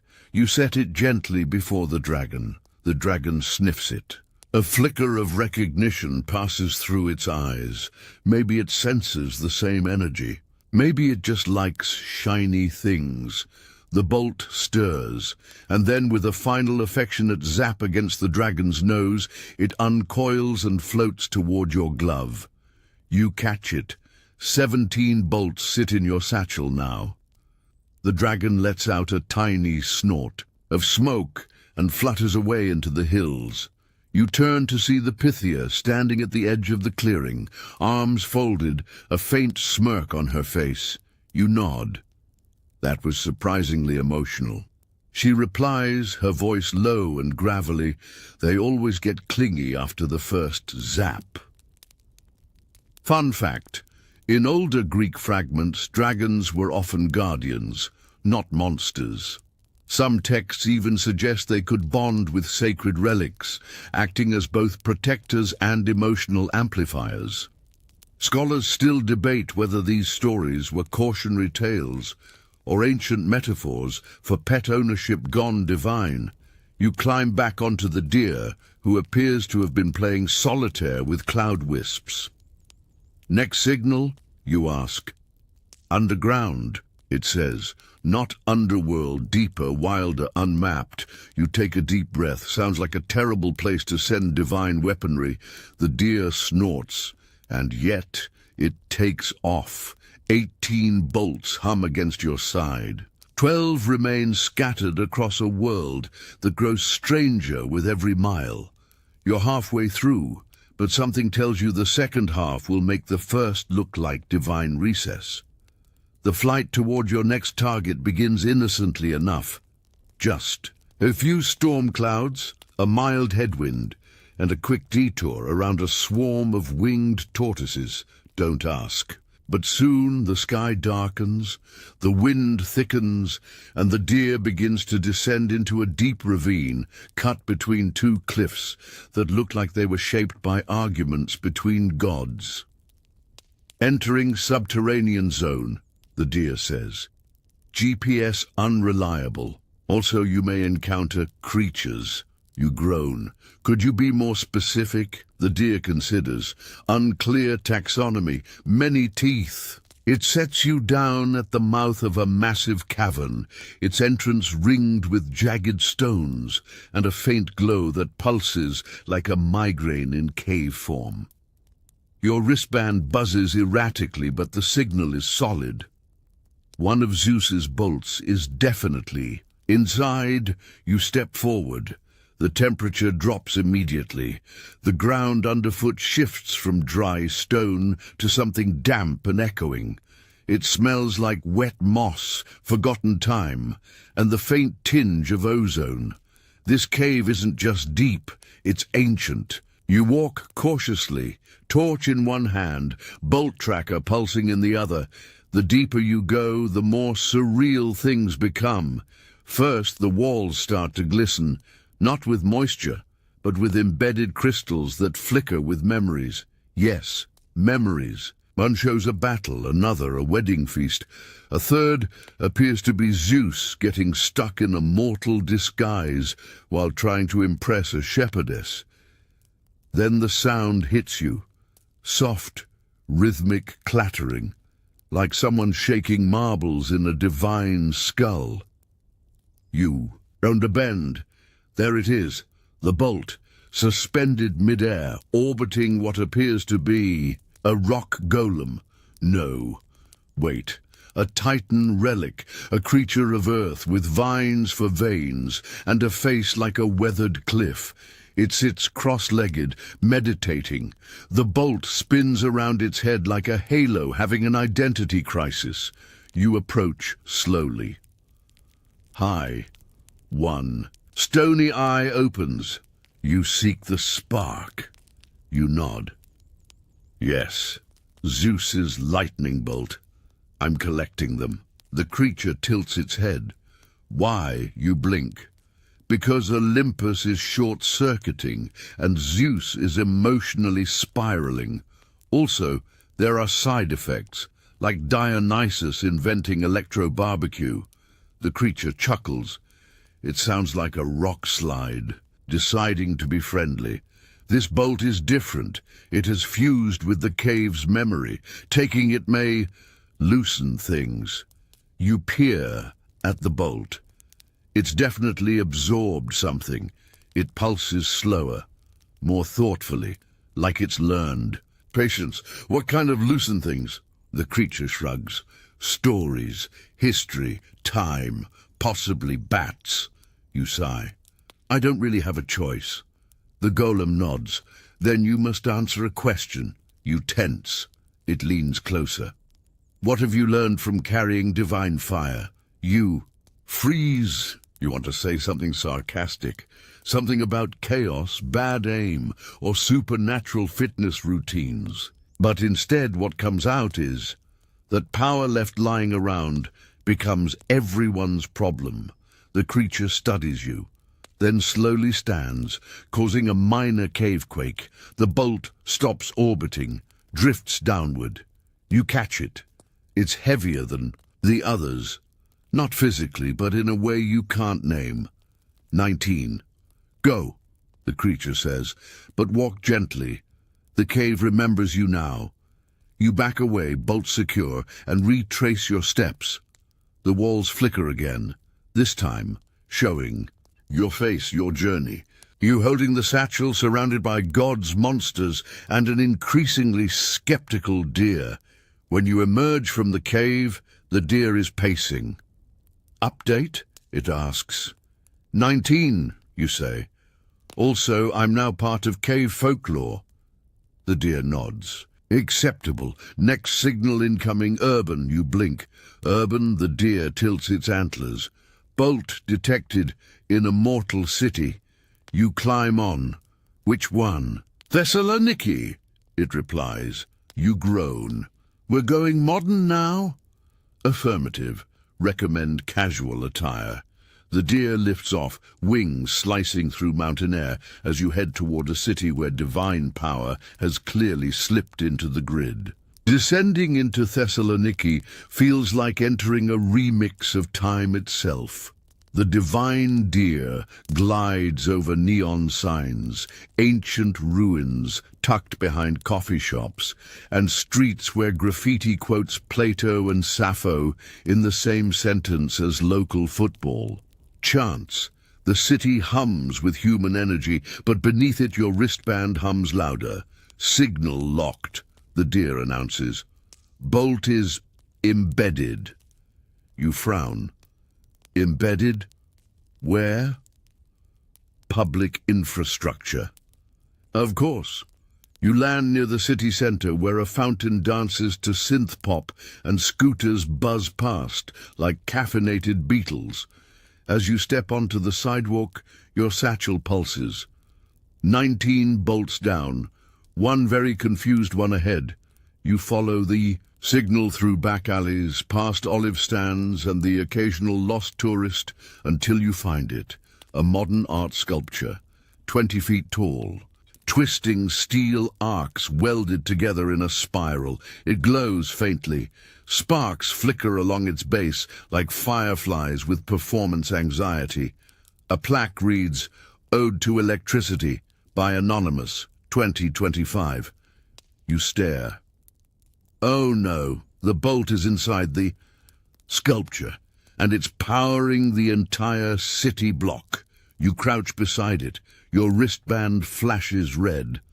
Suddenly a security guard approaches, sipping a frappe. You lost? You stand. Actually, I think I found something.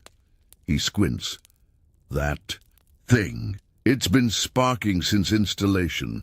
City loves it. Keeps the streetlights on during outages. You glance around. The lights are bright. The crosswalk chimes have rhythm. A bus glides by, playing what sounds like divine hold music. You sigh. I need to remove the core. The guard laughs. Sure, and I need to replace my cousin as Poseidon's pool cleaner. You flash your wristband. It zaps. The sculpture flares. The guard pauses. Okay, maybe don't touch anything. You kneel again. The bolt pulses nervously. This one's not just resting, it's fused. It likes it here. It's powering creativity. Tech energy drinks. Possibly even traffic coordination, but it's also not supposed to be here. Look, you whisper. I know this is cozy, but your friends miss you, and Zeus is threatening to start using solar. The bolt quivers. Sparks jump from its core to your glove. You brace for resistance. Then a soft thunk. The bolt slides loose from the sculpture and folds into your hand. Immediately the city dims, not into darkness, but a more mortal glow. The traffic lights slow. The fountain stutters. The background music changes to an accordion. The guard watches, slack-jawed. Okay, who are you? Just a courier, you reply, pocketing the bolt. Divine logistics, he nods. Cool. Tell Apollo to stop hacking our radio. You climb back onto the deer, which is now disguised as a very realistic moped. 20, you say. Only 10 more. New alert, the deer responds. Location unclear. Bolt scattered. You frown. Scattered? Yes, it says, in multiple parts. Oh no, you whisper. They've started breaking up. The deer shudders. Possibly. Recombination protocol needed. Where? It pauses. Island of Crete. Of course it's Crete. You launch skyward once more, clutching your satchel as 20 bolts buzz in sympathy. 10 remain, some intact, some apparently having existential breakdowns, and one of them just tried to join a power grid. The flight to Crete is smooth, eerily smooth.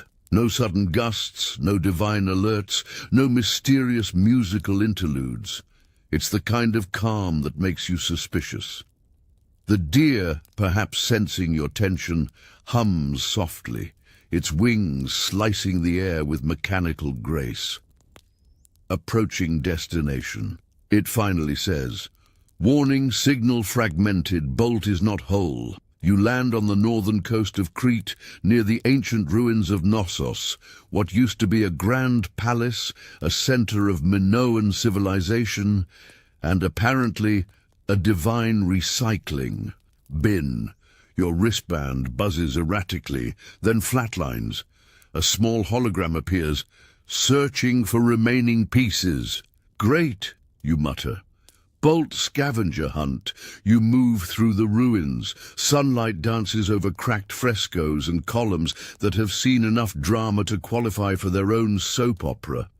You climb down into a subterranean chamber once, used for ritual feasts or possibly mythological DJ sets. It's hard to tell these days. Then a flicker, a fragment, a piece of lightning, no longer shaped like a bolt, but like a crystal shard. It hovers mid-air, twitching faintly like it's been unplugged for too long. You reach out. The moment your fingers touch it, your wristband pings and a whisper fills your head. 1 of 3. Of course, this one's broken into parts. You pocket the shard, then follow the faint buzz further into the ruins. The second piece is lodged in the mouth of a lion statue, sizzling like it just tried to bite a live wire. You coax it free with your glove and hear another whisper, 2 of 3, almost whole.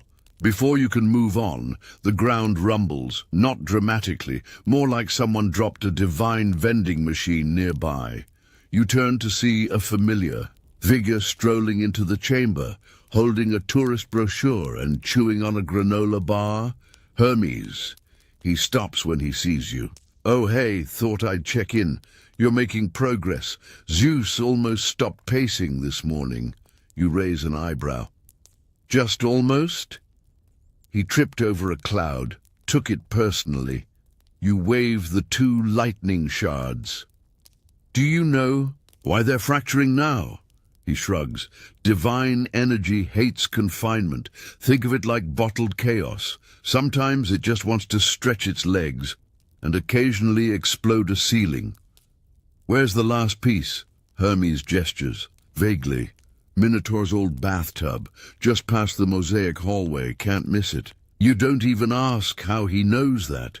You jog through the ruins, down a twisting hallway where ancient tiles depict scenes of dancing bulls, acrobatics, and what appears to be a minotaur attempting yoga.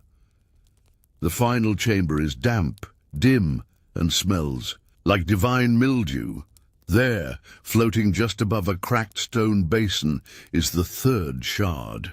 It pulses erratically, like it knows it's late to the party. You bring the other 2 close. They react instantly, sparking, swirling, then snapping together with a sound like thunder trying to harmonize. The full bolt reforms, hovering in your hand, quieter than the others, but somehow heavier. 21. Hermes watches, nodding. "That one's unstable, not dangerous, just moody. Like Zeus," Hermes grins. "Exactly. Keep it away from Wi-Fi." You stow the bolt in your satchel. The bag glows faintly. Pulse is steady now. 9 to go. "Where's the next one?" you ask. Hermes squints at the horizon. "Funny thing, the signal's bouncing." "Between where?" "Between air and water," he says. "It's with Poseidon, sort of." You groan. "Sort of?" Hermes grins wider. "Good luck. I'm off." To moderate a mythological debate, Hades is threatening to unionize the dead again. He vanishes in a blink. You mount the deer once more, who says, "Aquatic deviation detected. Recommend waterproof attitude." "Great," you mutter. "Time to ask Poseidon some very awkward questions."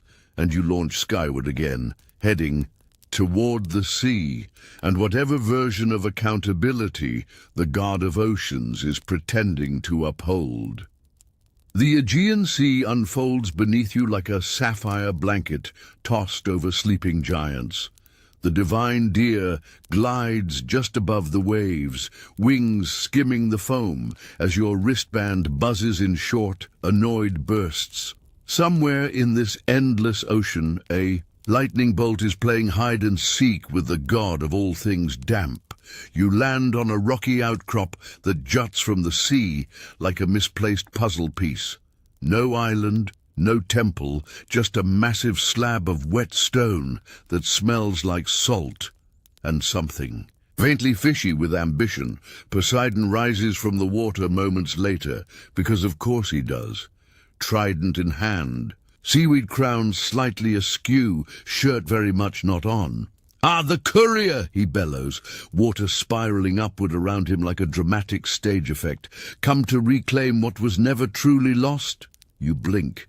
"You took one of Zeus's bolts." Poseidon raises a hand. "Borrowed, repurposed, shared among equals. It's divine property." He gestures broadly to the sea. "It's powering this." You squint. "You're using it as ocean lighting?" He grins. "Mood ambiance, stormy when I'm brooding, soft static when I host dolphin poetry nights." You sigh. "Zeus needs it back. Olympus is still unstable. Dionysus lit a barbecue with another bolt. Athena has started color-coding divine consequences. Poseidon frowns, clearly torn between sibling rivalry and actual danger. "It's in the reef," he finally says, "embedded, like a jewel." You hesitate. "And you'll let me just take it?" he snorts. "If you can find it." It moves. You peer into the water. Wait, what moves? A wave crashes dramatically, revealing a glowing reef below. Bioluminescent corals pulse in rhythmic bursts, and somewhere among them, something zips, a lightning bolt, swimming. "It bonded with a current sprite," Poseidon says. "Thinks it's a fish now." "Of course it does," you mutter. You dive. The water is warm and impossibly clear. Schools of fish dart past like living jewelry. In the reef, a flicker of gold zips between anemones, faster than your eyes can follow. Your wristband pulses harder. You chase. The bolt darts into a tunnel of rock and coral, crackling with delighted resistance. It zaps a nearby jellyfish, which flashes back in protest. Eventually, you corner it near a pocket of air, trapped beneath. The rock. The current sprite watches you warily, half liquid, half light, hovering protectively near the bolt. You hold out your hand slowly. "I'm not here to hurt it. I just need it home." The sprite tilts its head. You reach into your satchel and pull out the moon medallion from Artemis, soft, silvery, calming. You offer it. The sprite blinks, then gently releases the bolt. It floats to your glove, slower this time, reluctant but compliant. 22. You surface gasping, holding the bolt high like a very dramatic fisherman. Poseidon claps once. Not bad for a mortal with land legs. You stow the bolt and climb aboard the deer, now perched on a nearby rock, somehow managing to stay dry. "New signal?" you ask. "Confirmed," the deer replies. "Location, Olympus. Reunion point initiated." You frown. "We're going back again?" The deer's eyes glow. "Final phase pending. Storm formation detected." You glance once more at Poseidon, who raises a conch shell cocktail in farewell. You take off, back to Olympus, back to Zeus, and back to the thunder that started it all. Olympus looms ahead, a mountain of impossible angles and blinding brilliance. The clouds ripple with tension, thicker, darker, heavier than they've been since your journey began. You land softly on the marble promenade that leads into the great hall, your satchel pulsing with 22 lightning bolts that now hum in synchronized rhythm like a divine hive. Zeus stands at the edge of the hall, silhouetted against the storm-churned sky. His toga is rumpled, his beard is sparking, he's holding a scroll, but it's upside down. "You're back," he says without turning, "and you brought them." You nod. "Almost all. There's just one problem." He turns slowly, eyes narrowing. "Don't say it. One's missing." A flicker of thunder rolls in, punctuating the moment like dramatic punctuation. Zeus groans. "You had 22. "I had 23, you correct him. "Until we landed." The satchel is open. One bolt is gone. Zeus glares. "Don't. Tell me you dropped it." "I didn't drop it." Your wristband buzzes. Then a voice echoes through the halls. "Looking for this?" You both turn. Dionysus stands at the entrance, holding the last bolt. He's wearing a toga that looks suspiciously like a silk robe, holding a glass of something purple and suspicious, and standing beside what can only be described as a divine barbecue station. The bolt is crackling over a skewered pineapple. You blink. "Seriously?" Dionysus shrugs. "I didn't steal it. It just wandered over." "Like a hungry spark," Zeus growls. "You're cooking with Olympian fire again."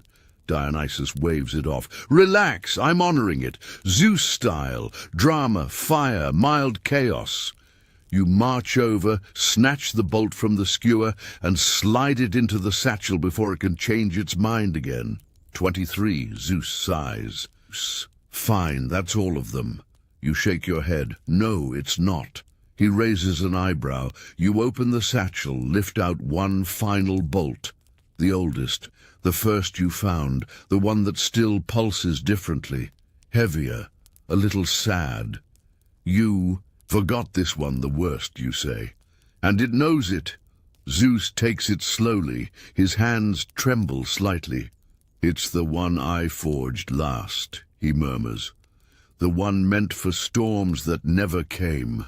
There's a pause, then he raises the bolt high. The sky opens. The bolts leap from your satchel, swirling around him in a cyclone of light and thunder. They spiral upward, snapping into position like keys in an ancient lock. The sky groans, and Olympus, true Olympus, shines. The storm breaks. Golden rain falls gently across the halls. You stare upward, watching the final bolt return to its place in the firmament. The lightning storm is over, balance for now restored, and all you had to do was chase electricity across the mortal and divine worlds, battle bureaucracy, rogue gym routines, love struck, lightning and breakfast appliances. Zeus turns to you, eyes glowing faintly. You've done something even Hermes couldn't. Keep a schedule, you mutter. He smirks. Deliver order to Olympus. Then he lifts a hand. A scroll appears, glowing with golden ink. Your reward, he says. You open it. Honorary mortal of Olympus, it reads. Access to nectar bars, divine karaoke night, and seasonal chaos immunity. Also, one holographic sticker of a lightning bolt giving a thumbs up. You laugh. Because of course it ends like this. You mount the deer one final time. As Olympus begins to quiet, you rise into the clouds, satchel now light, body exhausted, soul slightly zapped but still intact. 23 bolts recovered. Chaos, for now, calmed. The quiet after the storm settles over Olympus like a warm blanket. If that blanket were made of golden clouds and faintly humming a lullaby composed by Apollo's lesser-known twin brother, Chadphus, god of smooth jazz. You drift above the mountain, the divine deer circling slowly, wings relaxed for the first time in what feels like forever. Below, the gods are reassembling themselves, literally. Hermes zips around rebooting communication channels. Athena reorganizes the Olympian, archived by emotional theme. Artemis releases a group of confused but beautifully exfoliated deer. Dionysus has turned his lightning-powered grill into a fondue fountain. You descend onto the central courtyard just in time for the staff meeting. Yes, Olympus has staff meetings. Hera calls the session to order by smacking a ceremonial tablet on the marble floor. This meeting will address the issue of divine negligence, lightning-based weapon misplacement, and whether or not Ares is allowed to install a battle jacuzzi. Technically, Ares mutters, it's a combat relaxation chamber. Silence, Athena says without looking up from her notes. Zeus stands at the front, noticeably less sparkly now that the bolts are back where they belong. We've had a breakdown, he admits, in protocol, in accountability, in bolt storage. You raise your hand. Yes, mortal, Zeus says, clearly still adjusting to the concept of mortals who raise hands. You literally had one taped to a wall with a note that said, LOL. The gods murmur. Zeus clears his throat, which brings us to the real hero of this story. He gestures to you. Me, you ask, mildly singed and still wearing half a toga from the Poseidon incident. You retrieved every bolt, he says, from the underworld, from a Titan's archive, from a spa, from a dragon. You even survived a lightning-enhanced dodgeball session with Ares. Ares grins proudly. You returned balance to Olympus, Zeus continues, and for that we give you this. A small glowing object floats toward you, a medal shaped like a lightning bolt wearing sunglasses. It reads, Olympus Honorary Courier of the Storm. You hold it up. This isn't going to explode, is it? No more than any of us, Hermes quips. There's applause, polite, godlike, and slightly chaotic, but as the gods begin to disperse, you feel it. The faintest crackle in the air. Your wristband zaps. You check the satchel. One bolt is missing. Again. You groan, and then, from behind a pillar, stumbles Dionysus, licking his fingers. What? He says, innocently. It was just to toast some figs. Zeus face palms. We literally just solved this. You sigh. The gods argue behind you, a mixture of thunderous frustration and dramatic wine-flavored finger-pointing. You look at your medal, then back at Olympus, then at the deer who's already prepping for departure.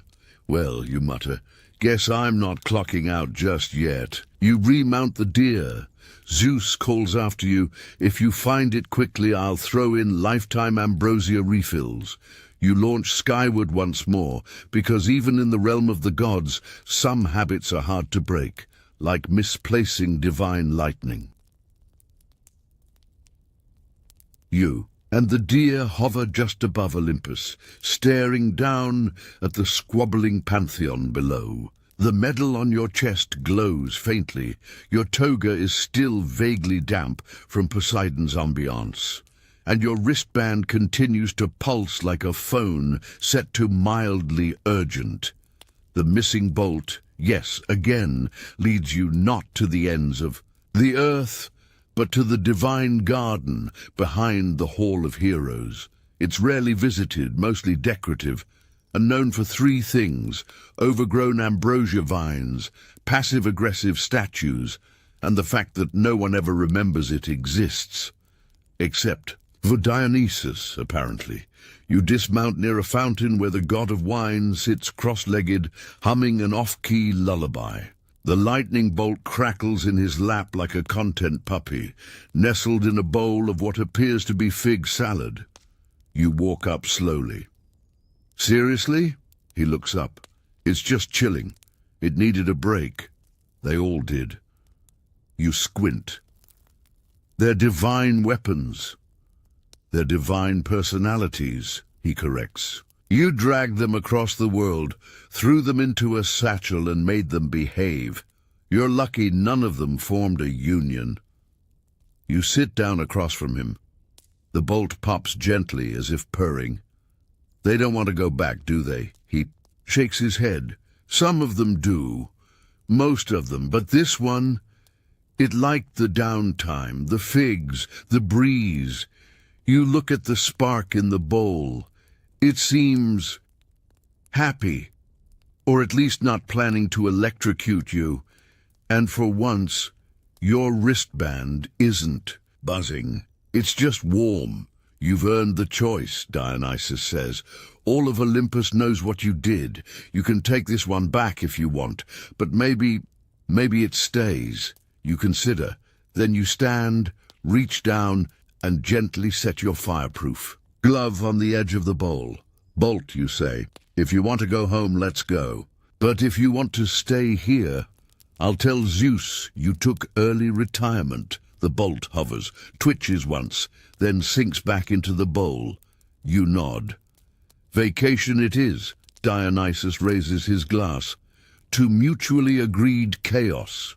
You rejoin the main halls, where Zeus is already prepping another speech, and Hermes is arguing with a cloud about delivery routes. The gods nod at you as you pass, some with approval, others with polite indifference, and one Shrees, with an offer to spot you during divine bench presses, you hand Zeus a scroll. "What's this?" he asks. "Final count, 23 bolts. Recovered, one on sabbatical." He stares at it. "This isn't alphabetical." You shrug. "They're lightning bolts, not spreadsheets." He sighs, but smiles. "Still," he says, "you did what no god could. You brought Olympus back to balance." You nod. "And now?" He looks skyward. "Now, we remember. We take better care. And maybe," he adds, glancing toward Dionysus's fig salad, "we check our garden more often. You leave the hall and find the deer waiting, antlers freshly polished, wings at ease." It speaks softly. "Courier cycle complete? Would you like to rest?" You exhale. Yes. You climb on one last time, and together you drift upward, not toward another adventure, but toward the stars above Olympus. You've done your part, and for now, the world is quiet. The sky above Olympus dims into a soft twilight, the kind that doesn't chase away the stars, but invites them forward, one by one. You float above it all, weightless now, your satchel empty, the bolts returned to their rightful places, or in one case nestled in a fruit bowl beside a very persuasive god of leisure. The wind is still. The thunder rests, and so do you. The divine. Deer moves slowly, not in a rush, its wings folding in and out like breath. Below, the gods return to their rhythms. Athena files scrolls, Hermes power naps mid-air, Hera finally finds a lighting fixture she likes. Even Ares is quiet, possibly because someone finally taught him yoga. You've seen it all, the mortal world. The divine one, the places in between. You've sprinted through labyrinths, bargained with dragons, nearly been flambéed by spar lightning, and wrestled with mythic bureaucracy that no mortal should endure. But you've done it, and now you breathe a long, slow inhale, a soft, full exhale. The stars stretch above you, glowing steady and warm, like embers without the flame.